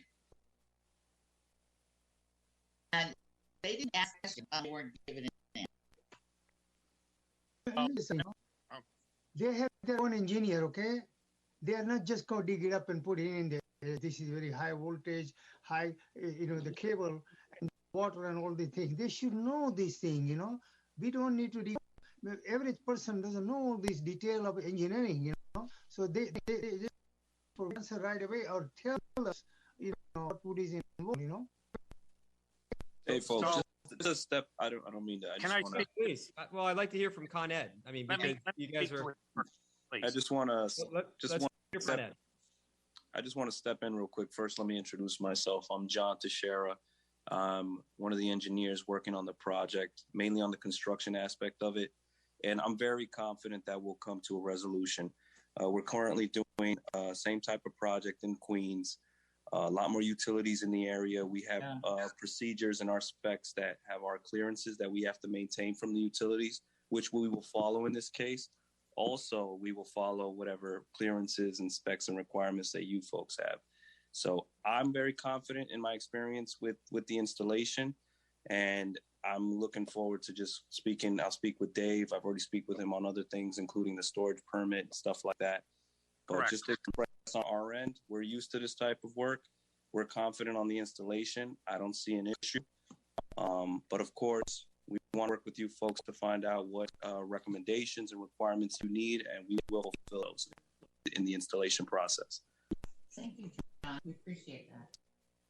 Dave, you want to bring something up? Yes, I did. Thank you.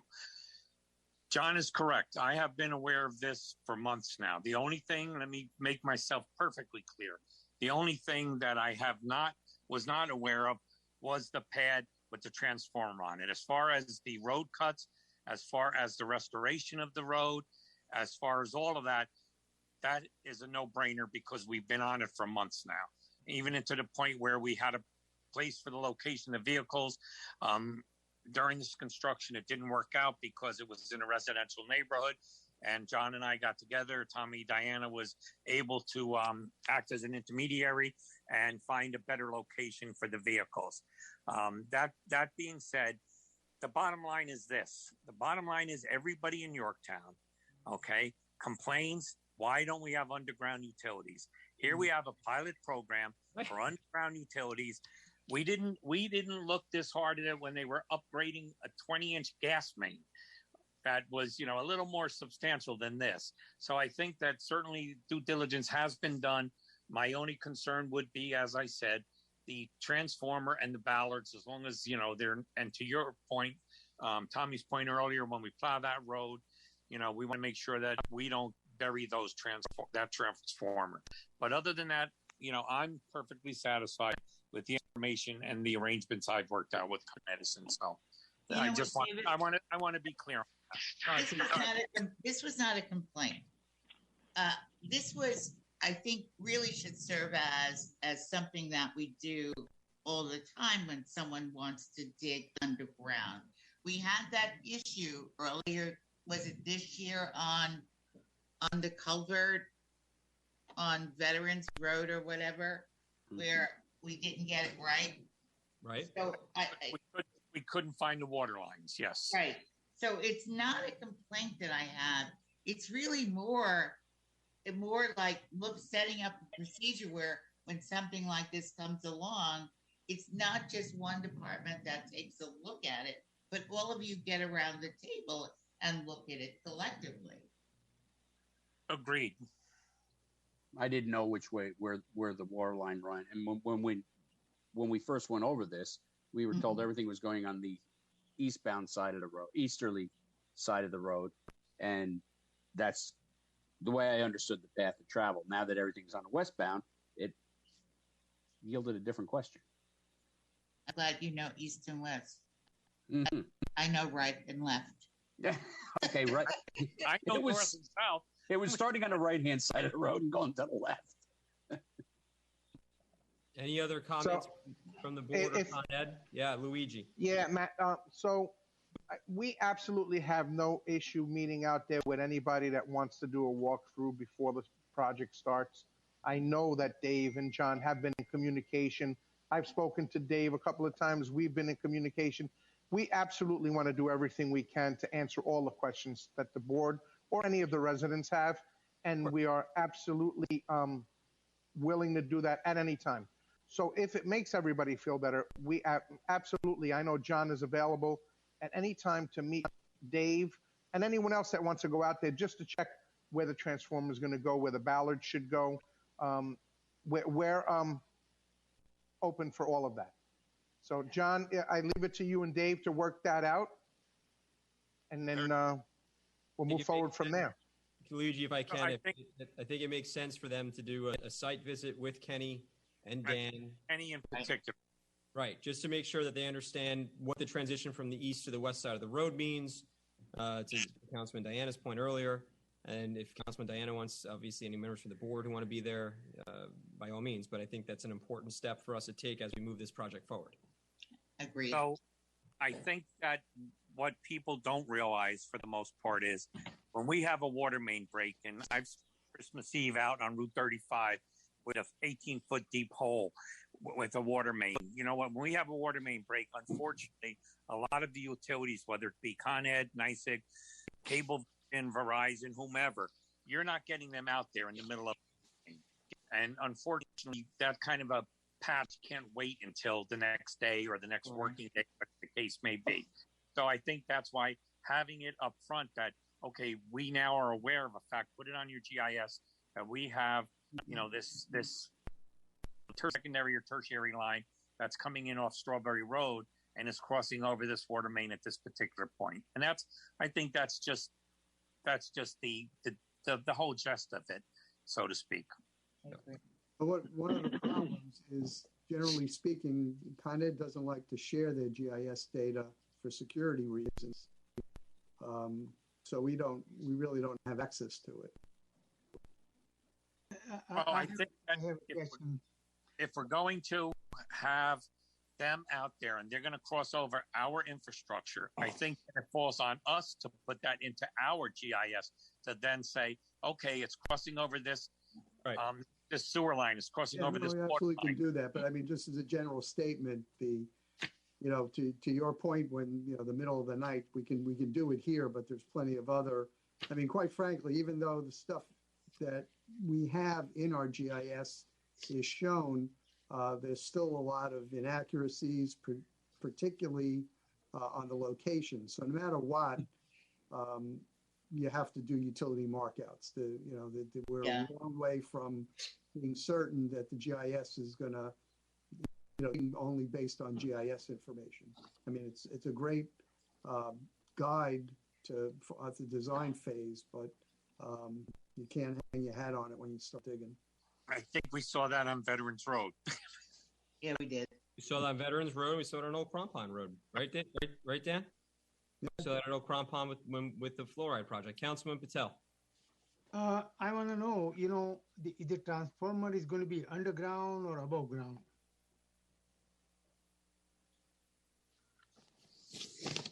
Con Ed, Transformer is going to be above ground. It's above ground. That's why they're putting ballards on, so a car doesn't hit it.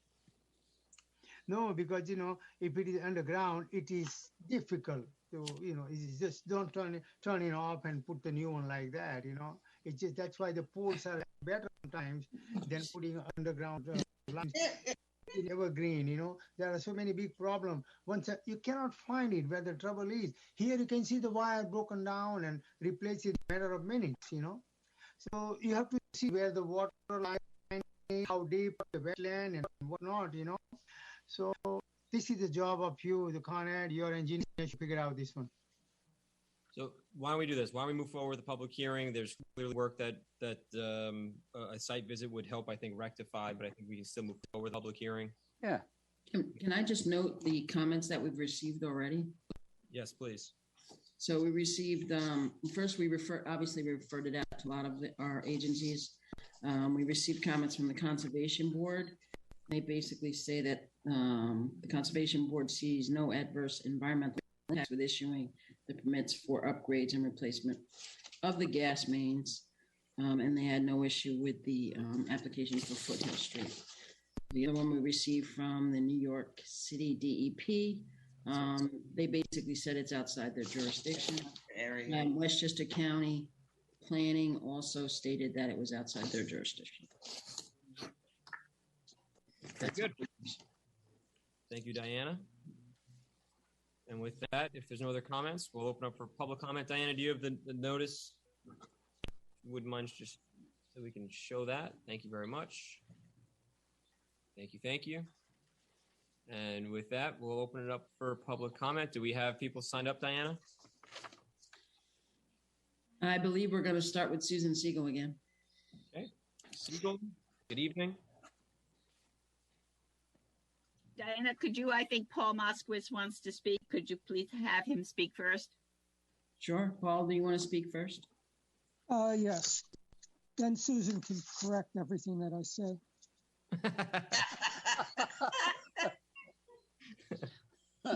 she's good at that.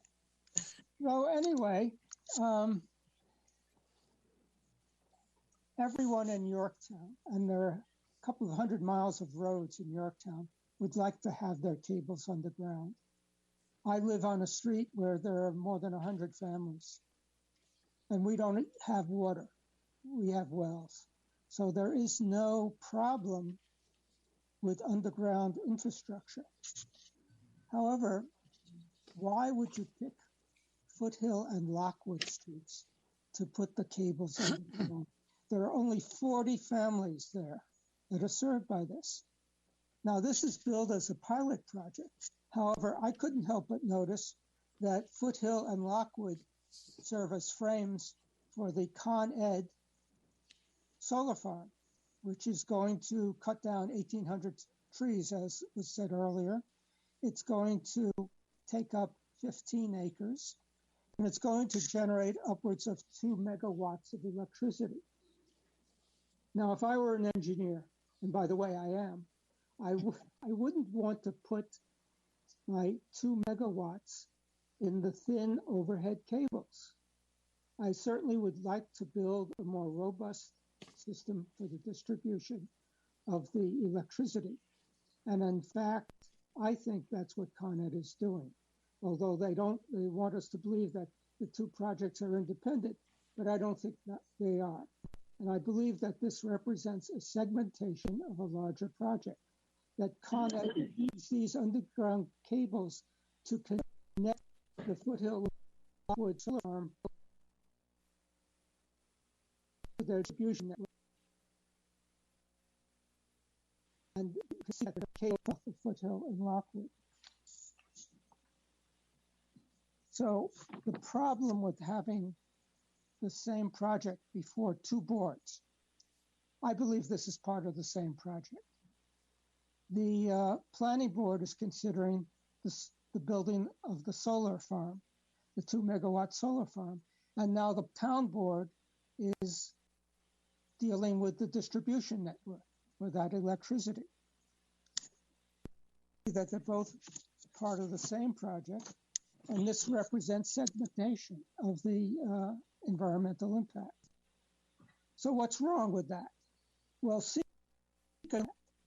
Seeker says that you have to have one agency considering the entire project. Otherwise, it's not kosher under Seeker, if I could use that phrase. Now, you don't have to take my word for it that this is segmentation. In the Seeker handbook, and I sent copies of pages to all of the town board members, it gives 8 reasons why you have segmentation. It says if any one of these criteria are met, then you have to really consider the project as a segmented project and recombine the projects. So I picked out, just offhand, 5 reasons why this is one project.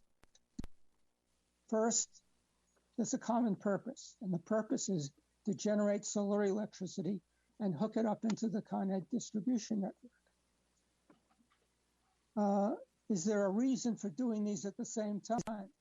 Well, sure, it would not make sense to build a 2 megawatt solar facility and not be able to hook it up into the network. So the solar farm will depend on these cables. How about location? Well, that's obvious. It's obvious to everyone, including, can people see this? Oops. Doesn't work so well. Oh, there you go. This is the last edition of the Yorktown News.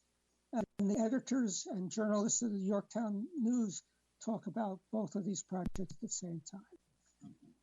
They see the connection. Walt Daniels pointed out the connection earlier.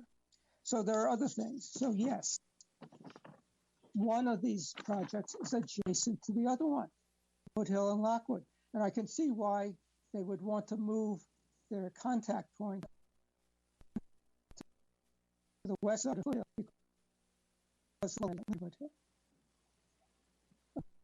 Is there an ownership? Well, it's obvious. And is there a functional dependence? Yes. I don't think you want to try to get your 2 megawatts out through the thin overhead cables. So you need these underground cables. So what I think is that we cannot go any further. That is the town of Yorktown in reviewing this particular segment of the project without reviewing the whole project as together. In fact, one of the agenda items says the environmental consultant is going to look at the solar farm from the environmental point of view. Well, to begin with, he should also look at the combination of the solar farm and the distribution underground cables. I think that the town board cannot act on this until the issue of segmentation is resolved. This is serious. If you don't deal with the segmentation, you are opening yourself up to a violation of secret law. And I could make a suggestion that you get the town attorney and the planning board attorney together so that they can figure out what to do. But I don't think you should act on this project tonight. Thank you. Thank you, Mr. Moskowitz. Next. Ms. Siegel? Yep. Okay. I'm sorry. I have to keep on muting and unmuting. I love to go back to open meetings. Please, please, please. All right. Okay. Obviously, you have a lot of issues with this. The technical issues, which I wasn't even aware of until they came out, and there seem to be a host of those that have to be dealt with. And Paul has done an excellent job in terms of discussing the segmentation issue, which is a critical issue. And I think that has to be addressed. And you have two boards, two lead agencies. The projects are clearly related. And it makes me wonder, how did Con Ed pick Foothill to do this pilot project? Lots and lots of neighborhoods in Yorktown have had outages because of down trees in storms. They've got data. They identified the number of outages for Foothill and the number of customers. I think Paul said 40. Have they compared that with other neighborhoods that might have had 50, 100, 150 customers with outages? And why did they pick this one? Mr. Paganelli talked about Con Ed is working on a tree removal project, which is part of the resiliency project. Well, did they ever consider removing any of the trees on Foothill? I don't know. The coincidence, it's more than a coincidence. It's fairly obvious that this undergrounding is related to, as Paul said, to the solar farm, which then gets into the segmentation issue, which is an absolute real issue.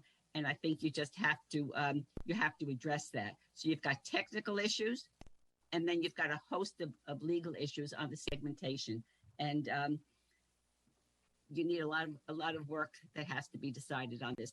And I would request Con Ed to provide you with the data on the other neighborhoods in Yorktown that easily could have been pilot projects for what is a very worthwhile program to underground our lines. There's no question about that. But why Foothill? Thank you. Thank you, Ms. Siegel. Mr. Copps, I'm sorry, Diana, was there anyone else? We have Mr. Copstein raising his hand. There's so many pages, I don't see Mr. Copstein. But I got Mr. Copstein right here. Mr. Copstein, you'd like to speak? Again, good evening. And though I hate to admit it, I think Susan and Paul are right on the money here. I think this is being done because of the 2 ground arrays that they want to put in that I know Councilman Diana has got some concerns about. And to me, it also looks like this is trying to enhance the Mohansa Substation, which I do believe feeds the 2 feeders or maybe 3 feeders now that are up in that neck of the woods. To me, it definitely looks like segmentation, and we need a lot more information from the Edison Company before we can move forward on this. Thank you. Matthew, can I ask a question? And thank you, Mr. Copstein, for your comments. Yes, Councilwoman Roper, yes. Earlier, I think it was this year, since COVID hit, you don't know what year it's, but we had Con Ed come before the board and talk about the issues they had during the winter snowstorms. And they talked about 2 areas in Yorktown where they were going to do pilot projects. And I believe this was one of them. And so this came long before the Foothill project was thought about. So I don't know. I'm not saying this for sure. All I do remember, and tomorrow I'll probably call Diana and ask her if I could read her minutes, but I do recall Con Ed saying that they were going to institute pilot projects, and I don't know if Foothill was one of them. Thank you, Councilwoman. Is there anyone else who'd like to speak on this particular item, this public hearing? I would like to see if Con Ed, Luigi, I don't know if anyone on your team wants to respond or provide some insight from your standpoint about some of the things that we've heard tonight. So I will say, respectfully, we heard a lot of comments combining the solar farm and this project, none of which are correct. And again, I say respectfully, this is just to underground.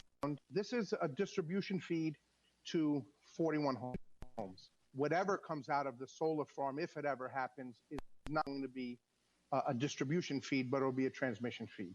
So to think that one would feed off the other or hop on the other is not correct, whether it's an engineer saying it or not an engineer saying it.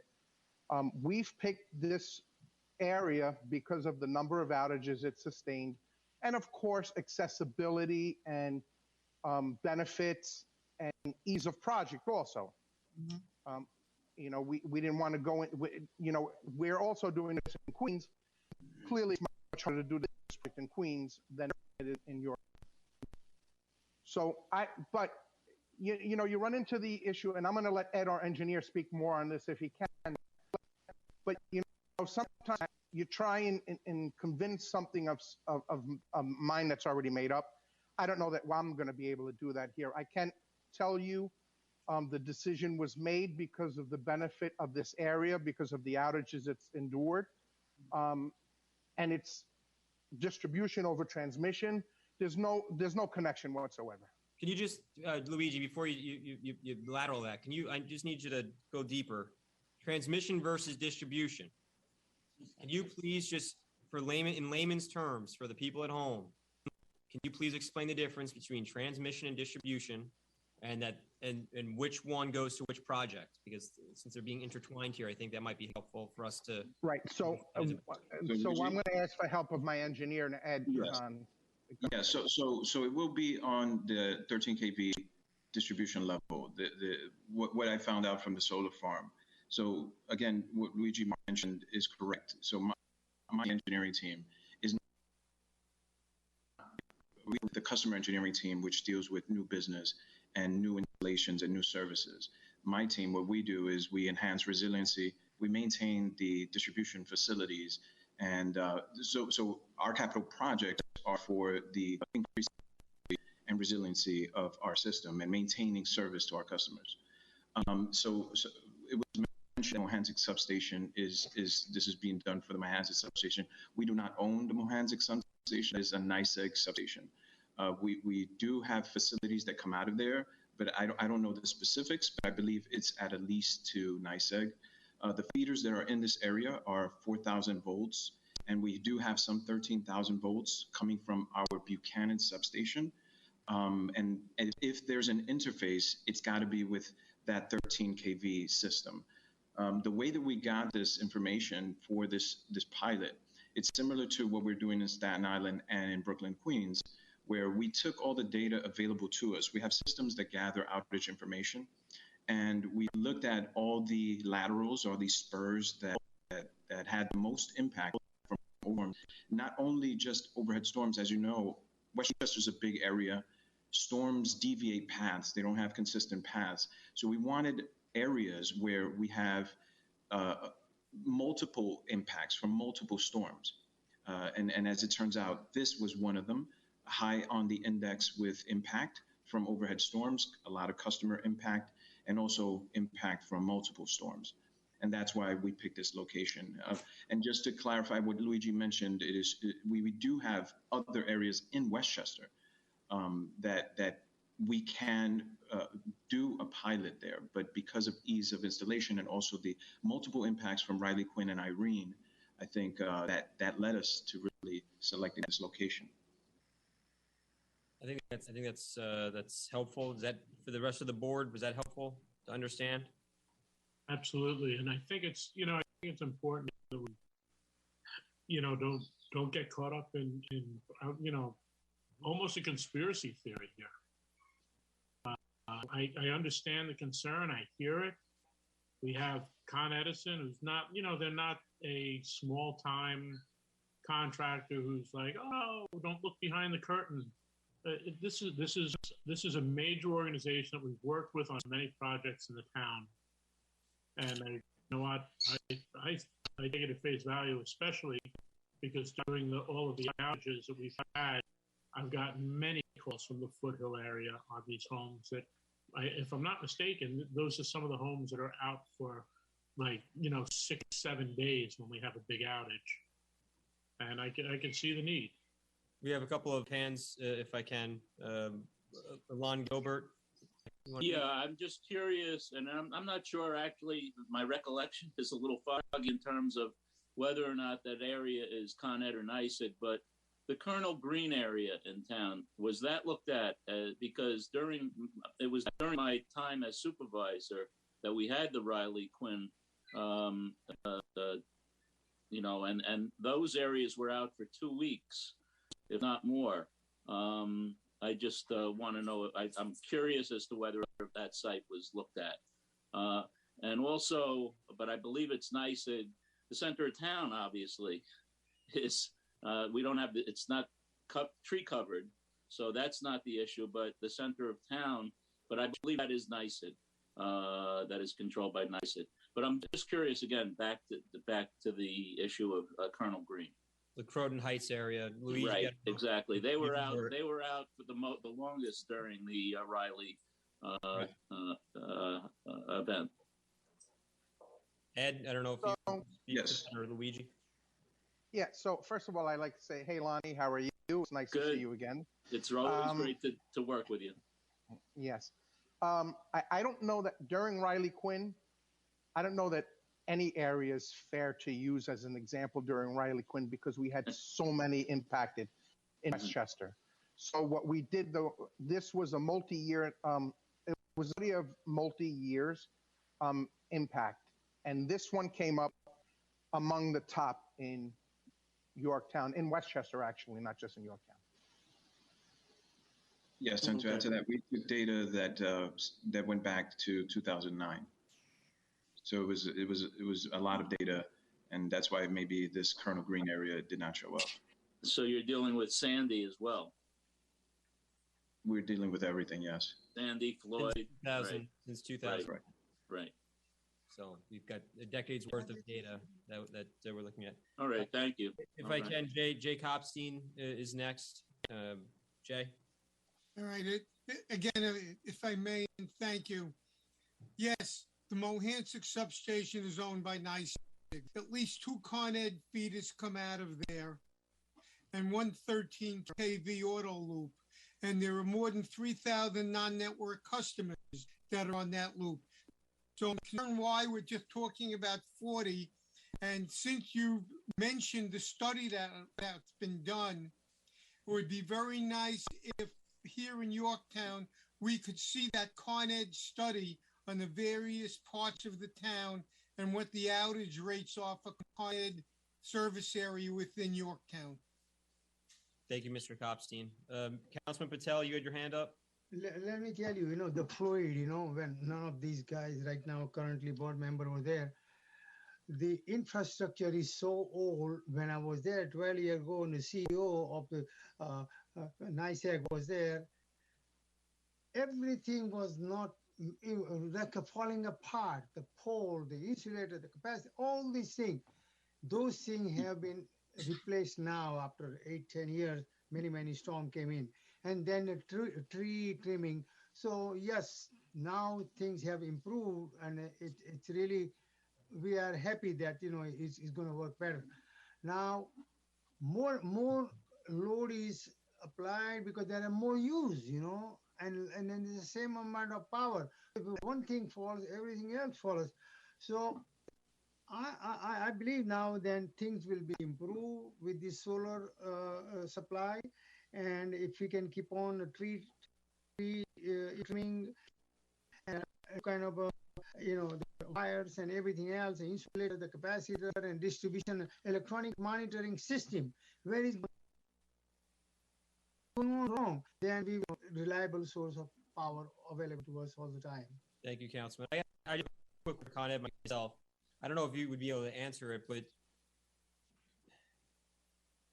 can the existing facilities that are currently in place, can they accommodate a solar farm?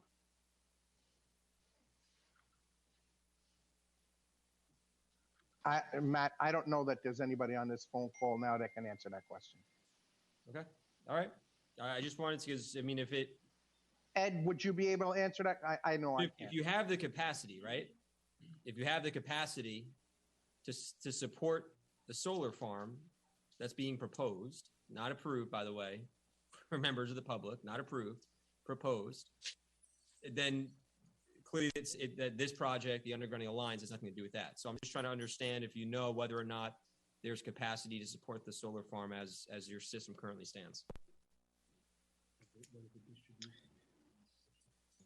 So I would have to look into it.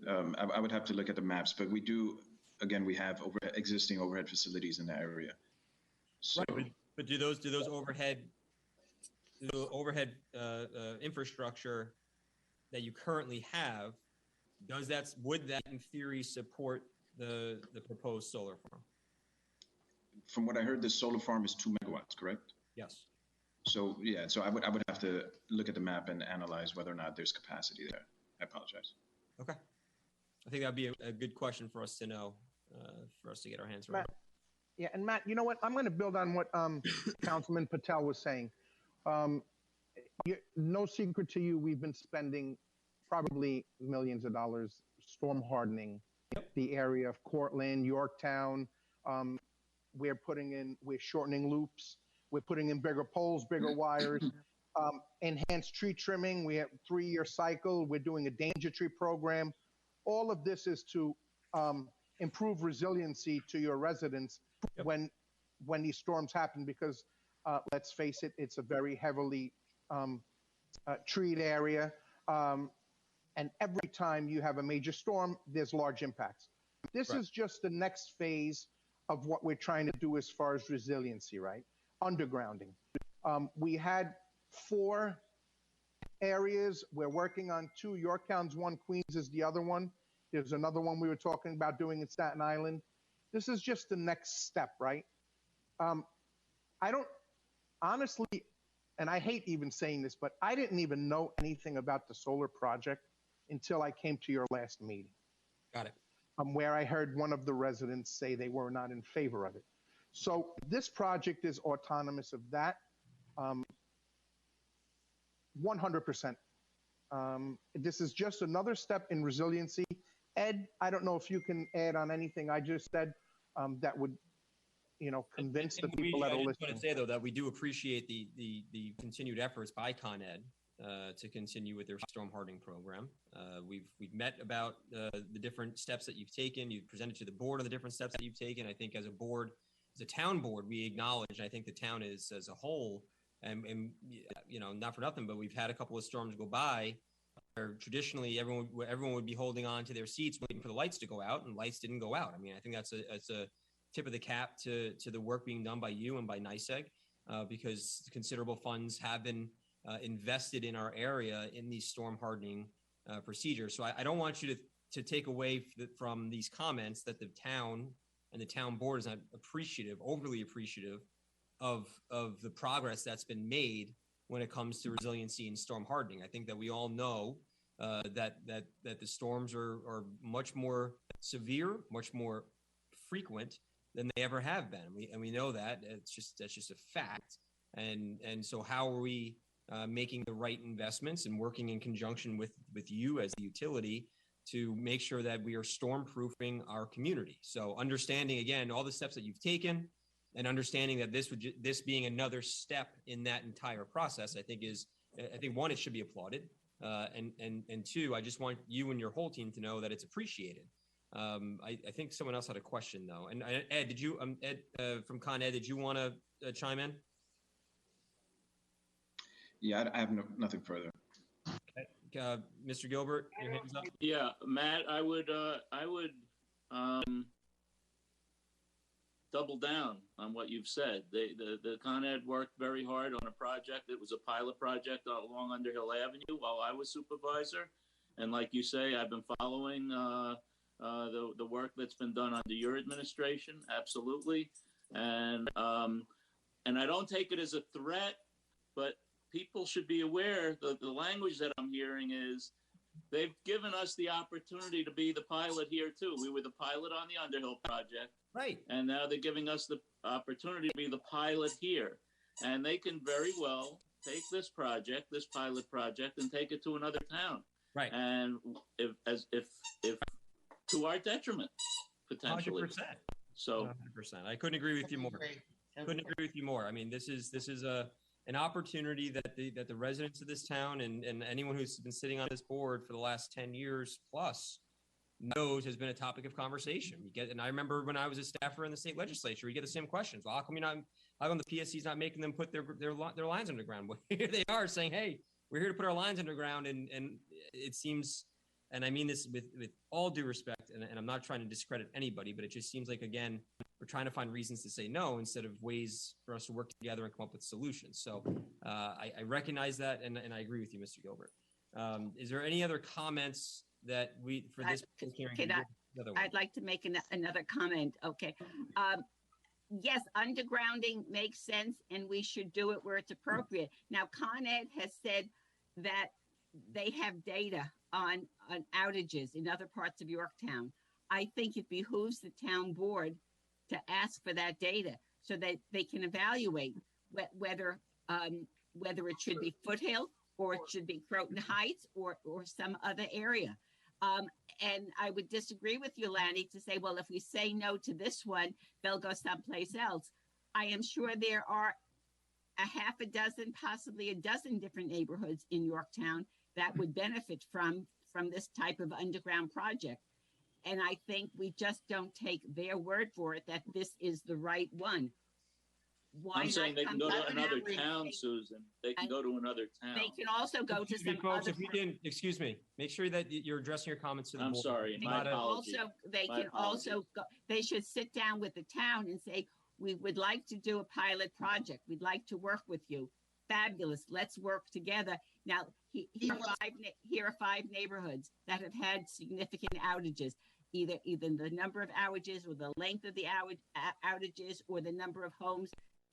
Town, what do you think? And okay, they can say, well, we have problems here, we have problems there, but it should be working together as a partnership, and I think we should do that. But saying no to this one doesn't mean that they're going to go to some other town. And the other thing is obviously that we're dealing here with 2 different parts of Con Ed, which is a humongous corporation. The people who are doing these distribution issues, not the undergrounding issue, and then the company, the subsidiary that does the solar farms, and they're not talking. It would seem that they're not talking to each other. I cannot address the technical issue of the capacity of distribution lines or transmission lines or the difference, but I think that they should provide information, and then I think the town should objectively review their information to see if indeed there is no connection between the 2 projects. Because if there is a potential that they are in some way connected, then you've got the segmentation issue. And we need somebody, even if the town engineer can address this issue, or we have to reach out to some other consultant to verify what Con Ed is telling us, because they don't even know, because neither company knows the relation.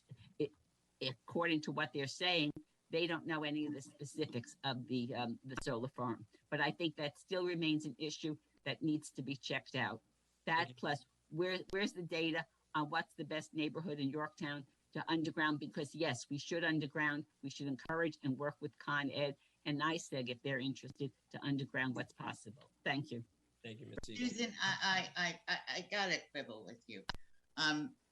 Con Ed may not be a completely private company, but my concern is that the town of Yorktown cannot tell them where to invest their money. this what they're doing. I remember I was sitting on the board years ago as the clerk, and I remember asking this board member, why don't they do underground? Do they put the lines underground? And what he said to me was that it would cost millions and millions, billions of dollars. So my concern is that I don't know that we certainly want to be Con Ed's partner, and we are, I believe, but you can't tell a company where to invest their money. And also, it's also the data, though. The data is not just about outages. It's also budgetary and cost related. So even though you may have an area that has X outages, the cost may be double or triple to underground the lines versus, and so all those things come into play with their decision-making process, just like they would be for the town's decision-making process. So it's not just a one data point and a one map to see, well, this area over here may have had more outages, but the cost is 3 times as much. So I just think that we need to, again, be good and honest partners, and we expect the same out of Con Ed. I think that we've learned a lot about, to Susan's point, the fact that there may be different arms of the company doing different things within the community. And so that's an important thing that our legal team and our engineer and our planning department are going to have to look into to make sure that there is no segmentation in place. And I think we can recognize that to make sure that we're not making any missteps in that regard.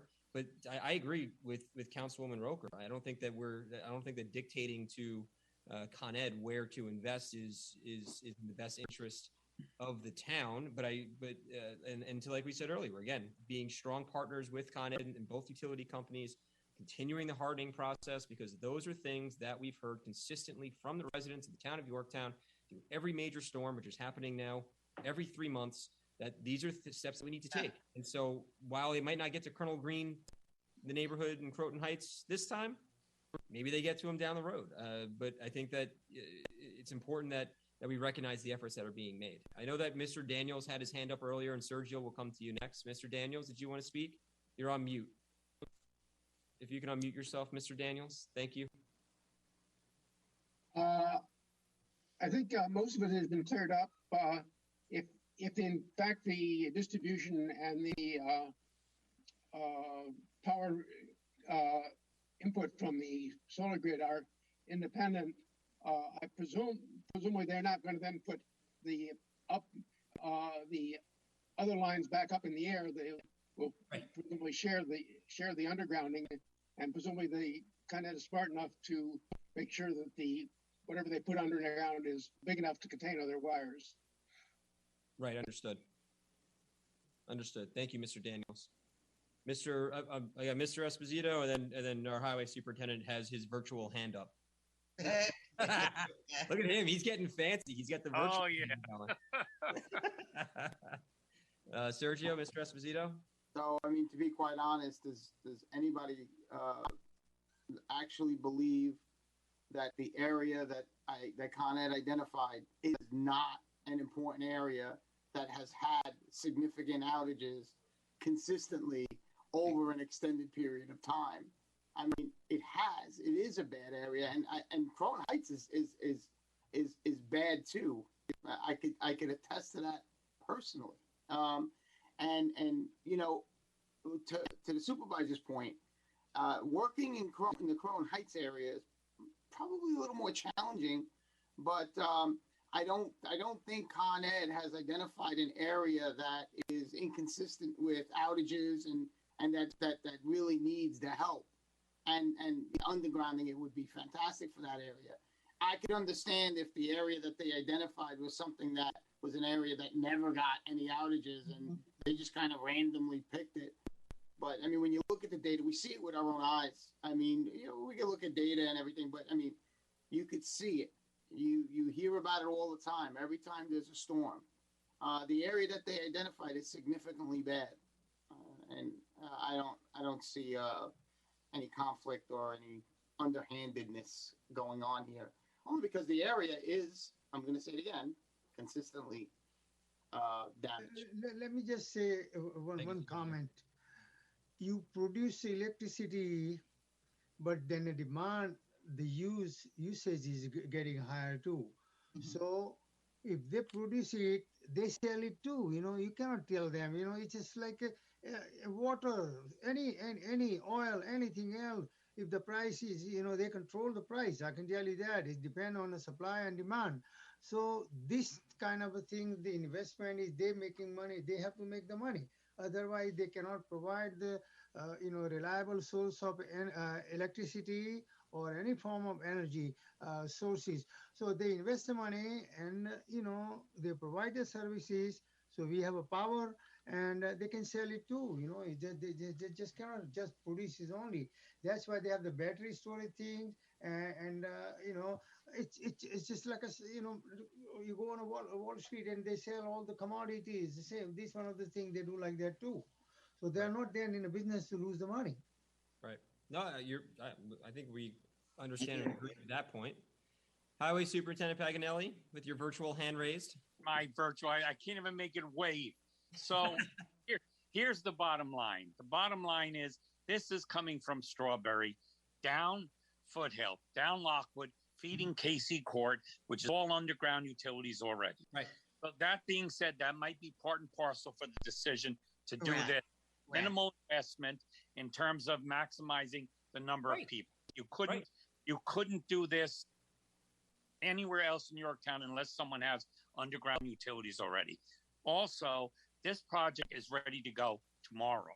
So I don't disagree with the people that could possibly see it as segmentation, but I think we have to have a little faith in our partnership with Con Edison. They've proven themselves on the tree front. They've proven themselves, bringing in crews from out of state, to get us, up and running as quickly as possible. Can't speak for Con Edison, but my involvement thus far has led me to believe that this project's ready to go like tomorrow. So yes, we can drag it on and not get it done this year and wait till next year. It's literally not that much. It's not that big an impact. I understand the 1,800 trees. I get all that. That's a separate entity. As far as I'm looking, and that's just my opinion. But I think the board has to make a decision on this evening. That's my 2 cents. Thank you, Dave. I appreciate that. Susan's got her hand up. Anyone else? Yeah, I'd just like to clarify. I think my previous comment was misconstrued by both you, Alice, and you, Matt. I wasn't saying that the town should dictate and tell Con Ed what to do. You're talking about a partnership, and I'm just saying sit down and talk, and show different areas. And Con Ed could say, yeah, that one has more outages, but we can't do it because of X, Y, and Z. That it's a discussion, it's a dialogue. Obviously, the town is not going to dictate to Con Ed.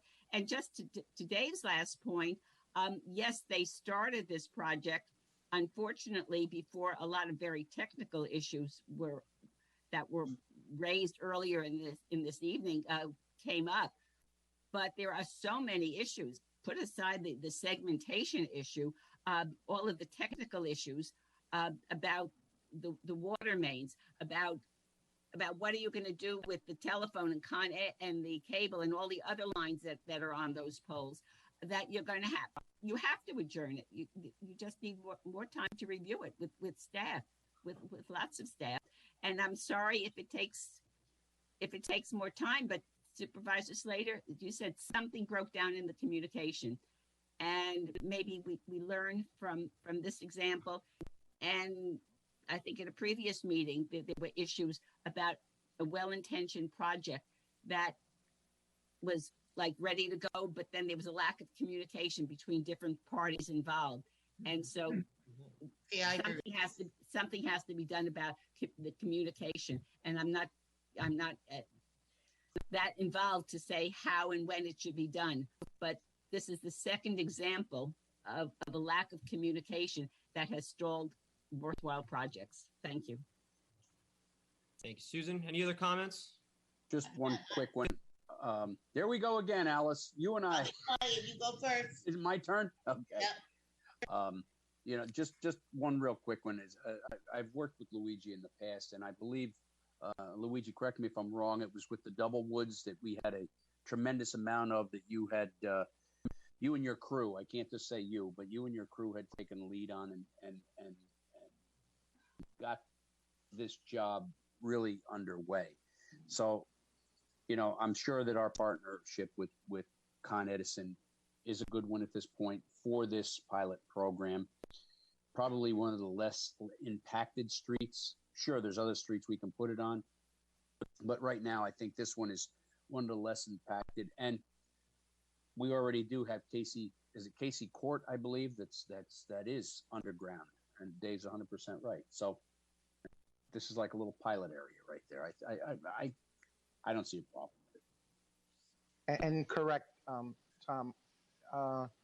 We did work through the double wood issues. We worked through some gas issues as well with the board. We've been. I definitely think our relationship is one that is always well. Because of the fact that whenever I show up in front of your table, there's nothing but honesty or integrity that's coming out from me and the people that are standing in front of you. I will, I kind of just want to touch on the point of where lack of communication. I don't know that there's any lack of communication here. As far as we were clear, we presented, we've been in communication with Dave, with Matt, with everyone. And of course, I believe that if this issue with the solar project was not even in Yorktown, we wouldn't be getting any of these questions. So that's why I think it's really important. Although perhaps I would feel the same way if I was a resident and had doubt. But I don't know what else we can do at this point to separate the two projects for you, right? This is just a true, straight up resiliency project. And absolutely right, dollars and cents always come into play here. We have to transfer services on every house that we underground. The fact that 40 of those houses or 30 of those houses are already undergrounded, but get the benefit anyway of anything we do before them was a plus for us, right? And so that's has a large part to do with the budget aspect of why this outside of the outages. So I just want to be clear. The communication, we felt like we've done the communications. We've already done notifications out there electronically telling the people we were supposed to start this project last week. And so we're communicating. I just don't know how else we can separate this from what they believe is something else. And we would hate to have this stall into next year because of it. So if we can move past this, because this really, we were supposed to meet here on a wetlands permit issue, right? I haven't heard anything about the wetlands permit yet. Well, that's the thing. No one's talking about the wetlands issue. They're finding any other reason to keep going here. But I don't think that this is. I think one meeting with our departments that have facilities underground and an understanding of where our facilities are and what Con Ed wants to bring to the underground. I don't look at that as being a lot. I think that we don't have a resolution for tonight anyway. And right. I tend to think that we could, if the departments agree to meet him prior to next Tuesday, and if there are no problems presented, we could have this for later, for next week. Well, I think we've already seen though that they've already amended their original plan that they presented to us based on things like the water line that was there. So I think if that was for whatever reason properly communicated to Kenny, that would have solved his problem off the bat and brought him into the conversation. At least we would have known in advance and not finding out tonight, which is exactly what happened. So I agree with Councilwoman Roker. I understand time is of the essence, and the last thing I want to do is slow down an important and good project. But I think it's also important to make sure that the departments that are involved understand what those changes from the east side to the west side mean. Totally agree. And just also understand, especially Kenny and the water department, if there's any, and Councilman Diana brought up a valid point earlier, but is there, while you're crossing over from one side to the other, how does that impact the existing utilities? Because the last thing we want to do is put ourselves in a position where we're damaging in existing infrastructure. That's not a hard conversation. That's not a long conversation. That's a very simple, I think, 15-minute 20-minute conversation that our department head, with Kenny and Dan CRC, our engineer, can have with Luigi and Ed, and they can solve that in 15, 20 minutes probably. So I think that can definitely help the whole process. No, I think one meeting of everyone together, including Dave.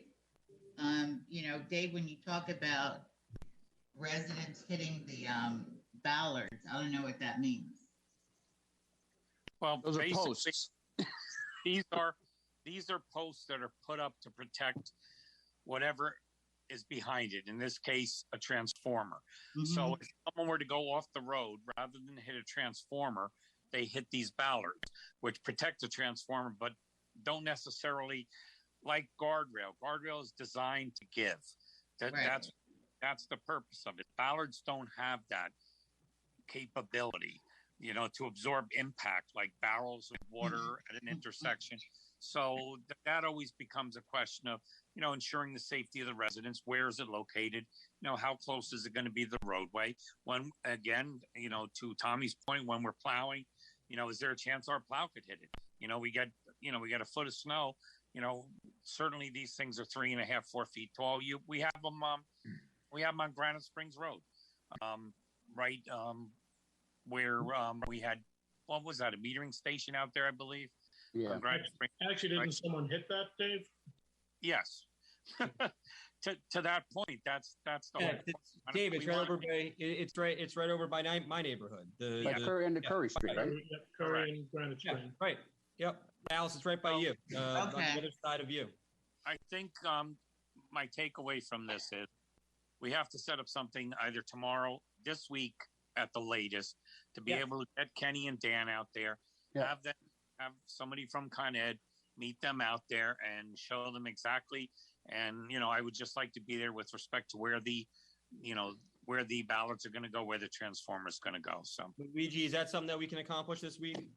Absolutely. Dave, a matter of fact, if they can meet us out there tomorrow, I'm sure John Teixeira would be able to make that meeting and go over everything with Dave, Ken, and whoever else needs to be there. So why don't we coordinate, Luigi? Why don't you and I coordinate on a time, and this way we can get them over there, and I'll join as well.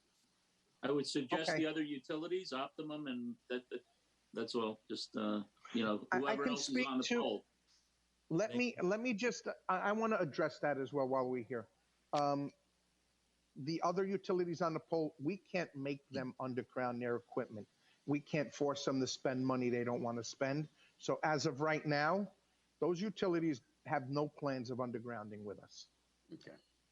But when their utility, when a tree comes down, the power doesn't go out when, Verizon comes down. So, but we did have these conversations up until the last time I heard, they were not willing to spend the money to underground the neighborhood. So therefore, we would be undergrounding our utilities, but their poles would still be there. Okay. Supervisor, if I may. I'm sorry. Kenny, give me 2 seconds. Sergio, he's got his hand up. Yeah. So, a lot of people always complain that we should be undergrounding. People also complain that government moves too slowly on a lot of stuff. I'm not saying that we're moving slowly here. I'm just saying that, and I don't think, delaying this another week is unreasonable. I think it's reasonable. I think the suggestions are reasonable. But, the project is worthy. Mm-hmm. It's a great project. We really need to get this done. Barring any unforeseen circumstances, let's get the meeting going together, and then let's get this moving forward and move on to something else. Because there were so many other projects and issues and things that you guys could be focused on. That's just my comment. Last thing, Luigi, look at Croton Heights next after the pilot program is in the air and it's flying through the air. All right, will do. Croton Heights, man, it's really bad back here. Don't worry about it. That's a good point. That's a good point because this is exactly what this is. Just like our storm hardening projects were pilot programs, 6 or 7 years ago. Now we've spent almost $1 billion, right, in storm hardening. So now we're starting to see, hopefully, the benefit of undergrounding. Right. So, and if it works, then it will continue. And I can't say Crown Heights will be next, won't be next, but I will tell you, with the success of the pilot, these things spread, right? Well, I can tell you that Crown Heights might be next. Croton Heights should be. Croton Heights is what we want. No, you're right. Crown Heights is happening now. It's all good. All right. Any other comments on this? Yes, Mr. Moskowitz. Yeah, I have a question which hasn't been answered, and it may not be answered tonight. But on the segmentation issue, if the power from the solar farm is fed into these transmission lines, then considering the project separately is segmentation. And the only way you can satisfy me is by telling me that the power from the solar farm isn't going into these lines. And where is it going? Luigi, is there anyone who wants to speak? So I can tell you again that this that power is not going in with this power. First of all, that power is not even approved yet. I don't understand. So I don't know where that's going when it does get approved. But this is autonomous. These wires are distribution wires just for that area. Can I make a suggestion? And Adam is going to hate me. Adam, can you speak with someone to find out whether or not we do have an issue of segmentation here or not? Of course. We'll do. Thank you. Okay. Any other And comments? so, and Matt, I was asked if we can meet at 10 o'clock maybe tomorrow morning. I'll be there. Where pick the spot as what location would you like to meet out there? You tell me. You, Dave. Not real big out there. So Kenny, Dan, myself, Dave. Is Kenny on? Is Kenny on the call? Kenny, I'm still here. Okay. Kenny, Dan, you're on. Yeah. So we'll coordinate this offline. But for our department heads, you should be ready to go at 10 o'clock, and we'll tell you where we're going to meet. Supervisor, I'll walk down. Supervisor, if I may. Yes, Kenny. To your point, as far as the water utilities are concerned, I don't think that this is nothing that a 10 or a 15-minute conversation would put this to rest, and you can move forward with the project. Thank you very much. Great. Looking forward to having that 10 to 15-minute conversation tomorrow, and you can bring the coffee. Motion to adjourn the meeting. Will do. The hearing. Is it possible to do it a little earlier? I won't be able to make it at 10. 9 o'clock? That'd be fine. I'm good. Okay, 9 o'clock. 9 o'clock doesn't necessarily work for me. We have the meeting on the street festival at 8. 9:30. Can we split the difference? Dan? 9:30 would probably work. Dan? Okay. All right. Okay. 9:30. We'll deal with this offline, guys. Thank you. One more question, if I can. Yes. Matt. If everything goes the way we plan during the meeting tomorrow, we have a Tuesday start. Hopefully, we want to make sure that we don't want to leave the contractor in limbo because it costs us money if we tell them to go. I get it. Is there other work outside of the buffer that you can be doing? Yes. So I think if we can have that conversation about what work is allowable outside the buffer, can we have that conversation? No. Okay. Let us. Let's talk tomorrow. We'll talk tomorrow. Okay, we'll talk tomorrow. Okay. We'll talk tomorrow about it. Motion to adjourn. Do we have a motion to adjourn? Do we have a second? Some of. All in favor? Aye. Aye. Any opposed? Motion's adjourned. We also, and I don't know if Luigi, if you're sticking around for this one, we have another public hearing to consider a stormwater pollution prevention plan permit and wetland permit submitted by Con Ed in order to do gas main upgrades and replacements, specifically at Lexington Ave and Storage Road, East Main Street, and Broad Street. Luigi, you sticking on for this one? You know what? Chris is on for this one. I'll stay, but I'm familiar with that. Okay, and Diana's that showing request. notice. Thank you, Diana. So, Chris, where are you at, buddy? Chris from Con Ed.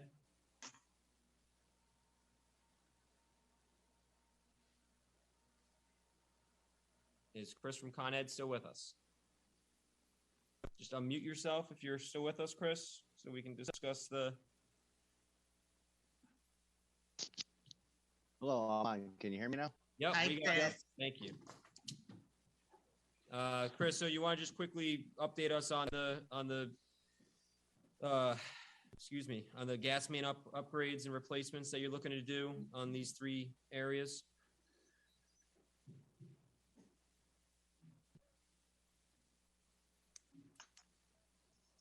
Yes. You there? Yes, I'm here. Can you hear me? Yep, we got you. So you're looking to do I'm guessing it's the same upgrades that we've seen in other parts of town?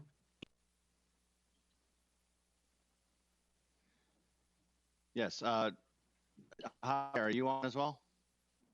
Yeah, we hear you. Who were you looking for, Chris? Javier? Javier. Frank, you there? Hello, can you hear me? Yep, we got you. All right. So this is, again, I just want to make sure we understand, we're discussing the gas main upgrades and replacements on Lexington Ave, Storage Road, East Main, and Broad Street, correct? Correct. Great. And can you just explain, because I thought we did this on Broad Street already, what more on Broad Street needs to be done?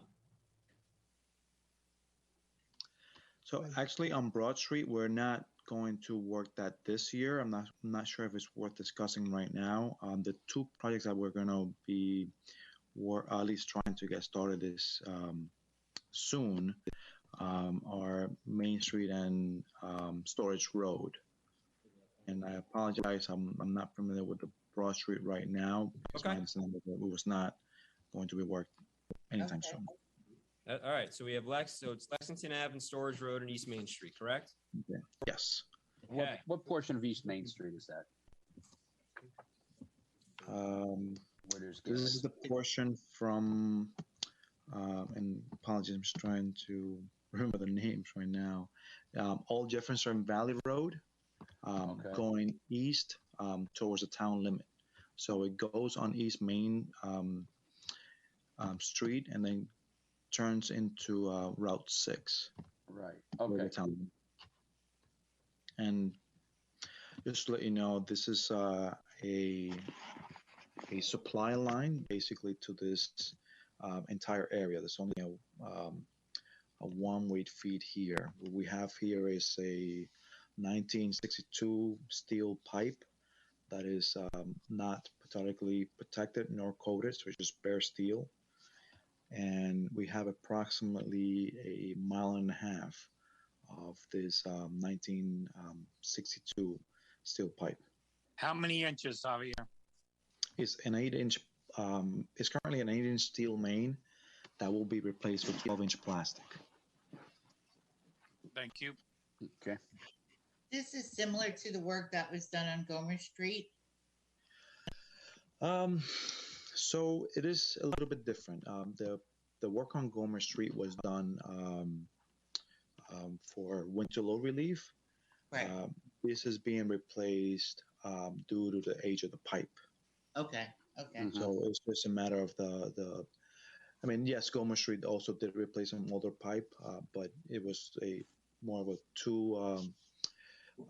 we were trying to accomplish 2 things with that project, which was replacing all steel pipe and at the same time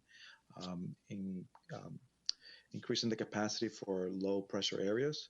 Right. In this case, we're not trying to increase anything really. That's why we're going back with something similar with 12-inch plastic rather than 16-inch steel, which is I don't know if you remember, was a much longer project. This should be a rather smooth going project since it's, again, plastic. There's no welding. It's more of moves a lot quicker. That's my point. A quick question, not to interrupt. We're going from 8 to 12, which is a 50% increase, but we're not increasing. What I mean to say there is Not that we're not increasing the pipe, but not substantially increasing the pipe size. If 50. on Goma Street went from 8 with Goma, okay, I mean, yes, it is. There is going to be an increase in the capacity. Okay, that's all our residents want to know. Thank you. Yeah. Dan, do you have anything to add about this application? Since we're talking stormwater and wetlands?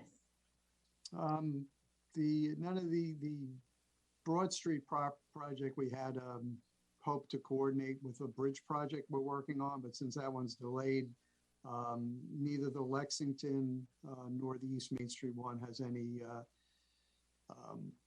issues that we're concerned about.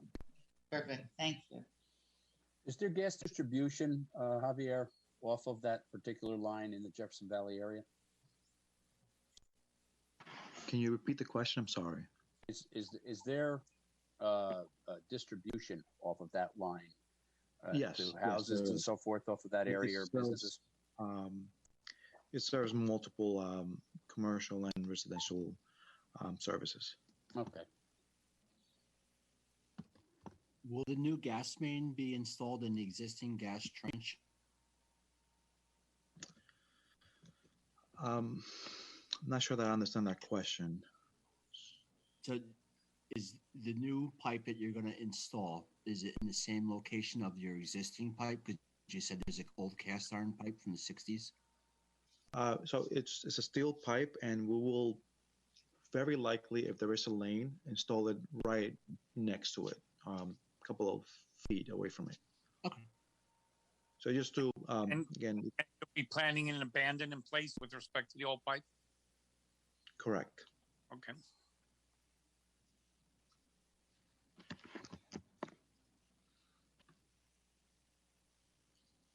Was the question asked, by the way, when we did refer this out? We got an interesting, first off, the Conservation Board, I don't know if we discussed this yet. The Conservation Board saw no adverse environmental impacts. Yeah. No. So I just wanted to make that clear. There was a question from DEP. If you could please clarify whether the stream crossing that is proposed over the unnamed Class C watercourse is existing, and if not, whether the crossing will be temporary or permanent.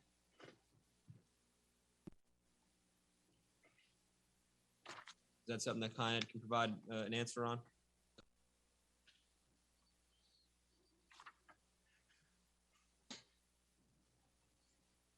Javier, do you have that, or Chris? Did you guys receive this memo from DEP? I received some question from DEP in to the stream crossing. Yeah, it would permanent cross. I was out there about a month ago, and there was a culvert that the stream runs through. Again, we will that. There's a Class C watercourse. We have Chris, we're only getting like every other word, unfortunately. I don't know if you have a bad connection, but I don't know if anyone else was having that problem. Yeah, I am. I am too. I thought it was my reception. I thought I was a special one, but no, apparently not. No, you're not. we only have one special ed. Jesus. There you go. That's great. I've been talking to my brother-in-law again, haven't you? Chris, are you there? Can you hear us? I don't seem to be able to mute my phone. Yeah, no, we got you, but it's just coming in every other word. So on the DEP side, you were able to answer their memo? Yes, they were looking to find if we had an EC permit, which we do have because we're within the DEP buffer there. Great. And that was really her concern. Okay, great. And then in regards to our neighbors in the town of Cortland, because we do share that Lexington Avenue border with them. They had a couple of items. Have you received this response from the town of Cortland? I do have a permit looking into them for the continuation of the project over on Compound Road. Right. So just to make sure that we're clear, so Con Ed shall be responsible for all maintenance and protection of traffic and shall provide for required flag persons. Yep. Lexington Avenue from Crampon Road, Route 202 shall be paved and resurfaced full width, shoulder to shoulder. I'm just making sure that you've seen this. Any staging disturbance along Lexington Ave on the west side of the center line, which is the town of Cortland, will require regulatory approval from the town of Cortland, which you said that you've already submitted for the necessary permit. So you're in compliance with their requests? I was not aware about the shoulder. Yeah, that's Hey, I'm sorry, Matt. Let me just see. Javier, are you still on? Yes. What you? Yeah. Okay, Javier. Did you see any? Do you know what the scope of work is? Do you know? On Compound Road?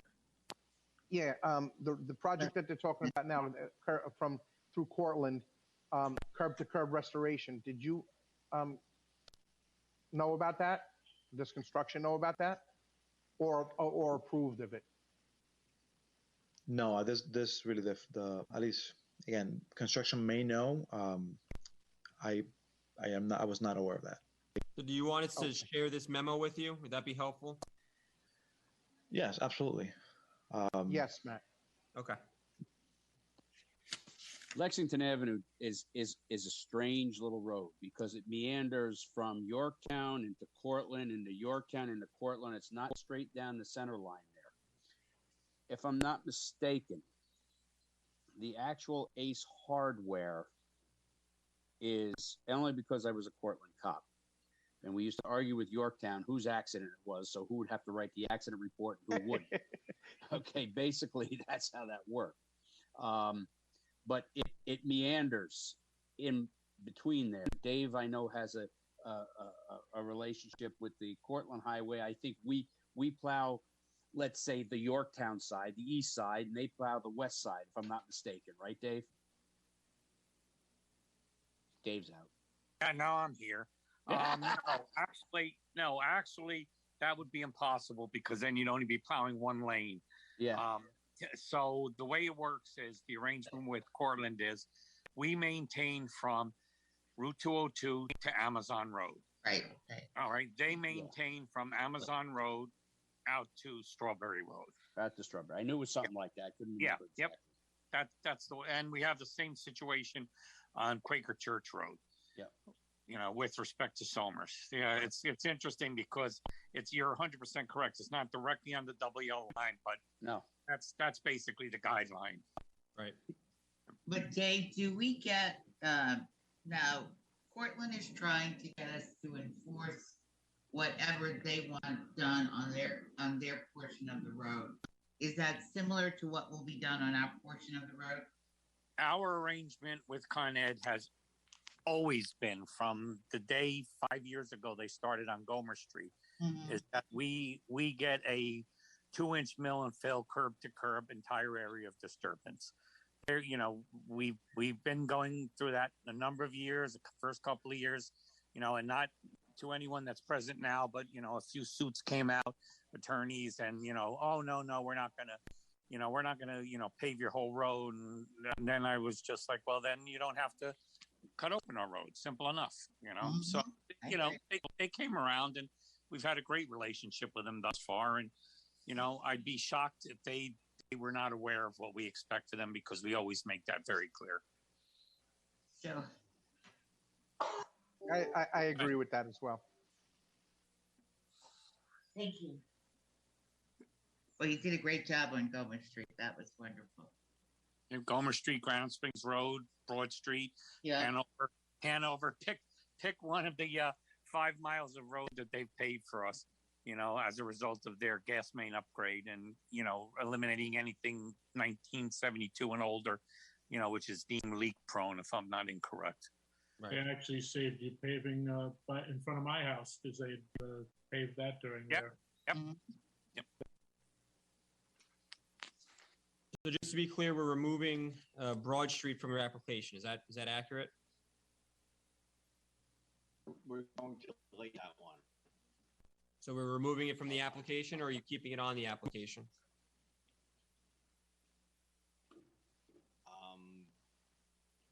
I'm not in a position to make that decision at the moment. I have to speak with somebody else. All right. Okay. We do need to open it up for public comment if there's no other questions from the town board or our department heads. And with that, I will turn it over to Diana Quast. Do we have anybody who signed up to speak? I'm going to ask Susan Siegel if she would like to speak.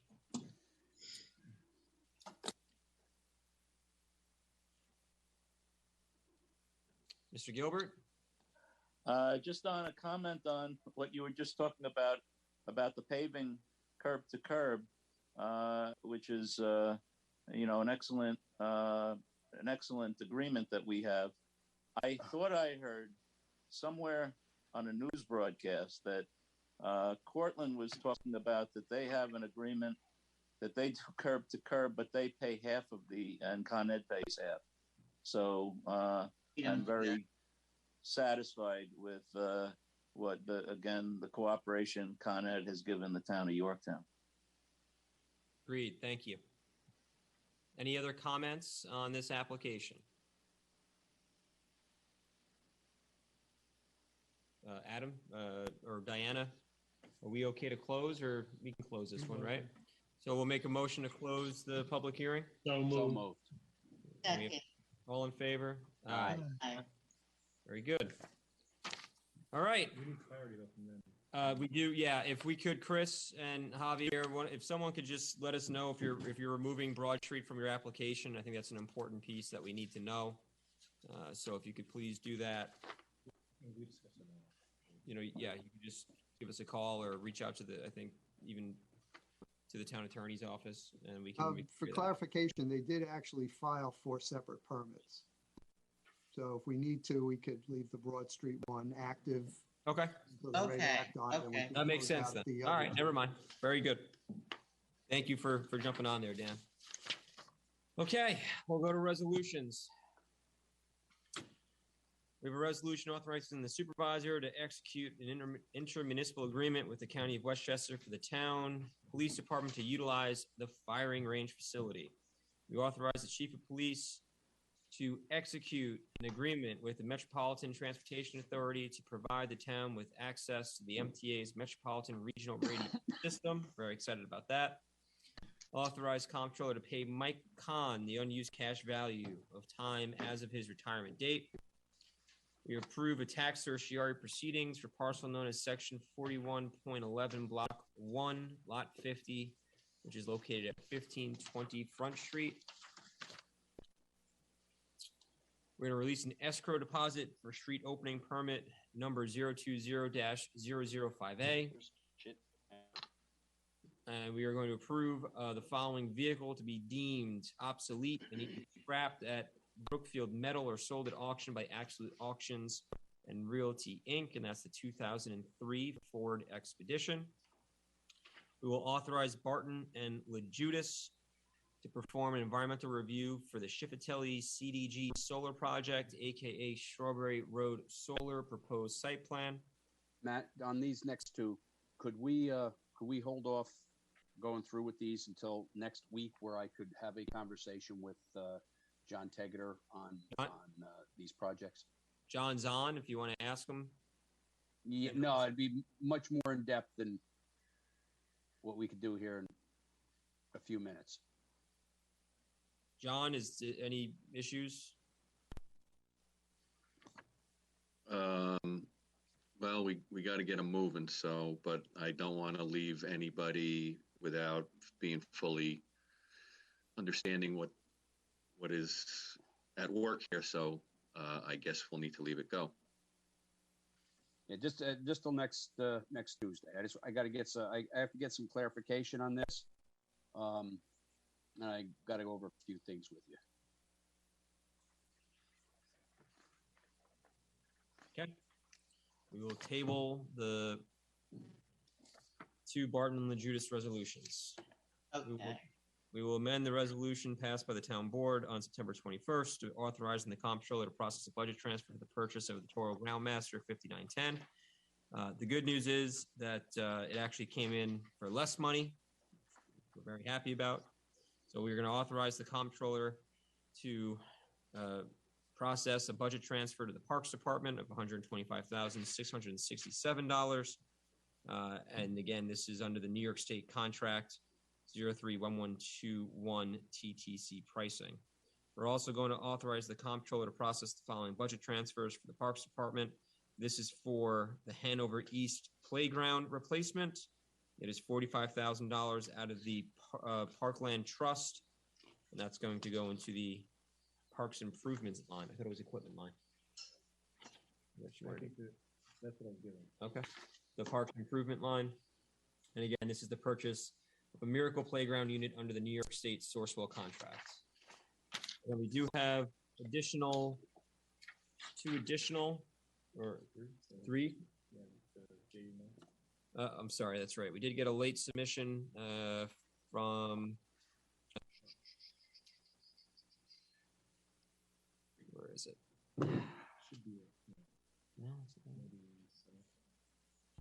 All right, so we did get a late submission from the Parks Department, which states resolved that the supervisor is authorized to enter into a sponsorship agreement with the Washington Prime Group for the town to utilize the Jefferson Valley Mall parking lot to host the town's Halloween drive-in movie on October 20th.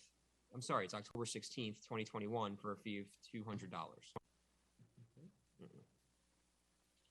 We have that one, and then also out of closed, the two that we've pulled out of closed, and I want to thank our town attorney for great work on these negotiations. I'll read them in full. Resolved that the supervisor is authorized to execute all documentation necessary to settle the dispute between the town and King's Capital Construction Group, Inc. concerning contract number 1 entered into on or about August 9th, 2018 for upgrades to the pump stations at Jefferson Valley, Jefferson Park, and Walden Woods for an amount of $302,950.36, and resolve the comptroller is authorized to effectuate a budget transfer from the sewer fund balance to the pump station capital project line in the amount of $99,852.36. Additionally, the separate resolution resolved the supervisor is authorized to execute all documentation necessary to settle the lawsuit between the town and GHD Consulting Services, Inc. concerning the pump station upgrade agreement entered into on or about March 24th, 2015 for design, bidding, and construction phase consulting services in connection with the upgrades to the pump stations at Jefferson Valley, Jefferson Park, and Walden Woods for an amount of $150,000. Resolved that the comptroller is authorized to effectuate a budget transfer from the sewer fund balance to the pump station capital project, again in the amount of $127,900. Motion. Second. Favor? Aye. Aye. Any opposed? Motion's carry. Any other business before the board? You want to accept the monthly reports? Oh, excuse me. Correct. Thank you. We do have monthly reports to accept from the town clerk, finance department, receiver of taxes, and the building department. Hold it. I want to ask somebody, the entire board. Before, we used to have a very thick list of anything bigger than 25. This is just only the comparisons, between the last year and this year or something, So if some money was, you put it for some purpose, and then, maybe it can be transferred, but it's nice to know exactly how much is money, spent for what department to what, and I don't get that one anymore, You're looking for an expense. You're looking for an expense budget. This is just only comparing, what was it? Happy to provide it to you, Councilman. No problem. Yeah, that you'll get it. I like to Right. go- Yeah. I'm sure. I'll have our. If you could just reach out to our comptroller, I'm sure she'll provide it for you. If not, I'll follow up with her tomorrow, and we can get that over to you. Because I asked something and they cannot find it, where it is, Yeah. All right. Okay. Thank you very much, Diana. You had something to add? I've sent the financial reports that we got to Vishnu earlier today. Okay. Great. Thank you. Do we have a motion to accept the monthly reports? Motion. All in favor? Aye. And with that, we'll entertain a motion to adjourn. So moved. Second. All in favor? Aye. Aye. Good night, everyone. Thank you. Hi, Joel. Sergio, give me a call. I have a question about a computer if you don't mind.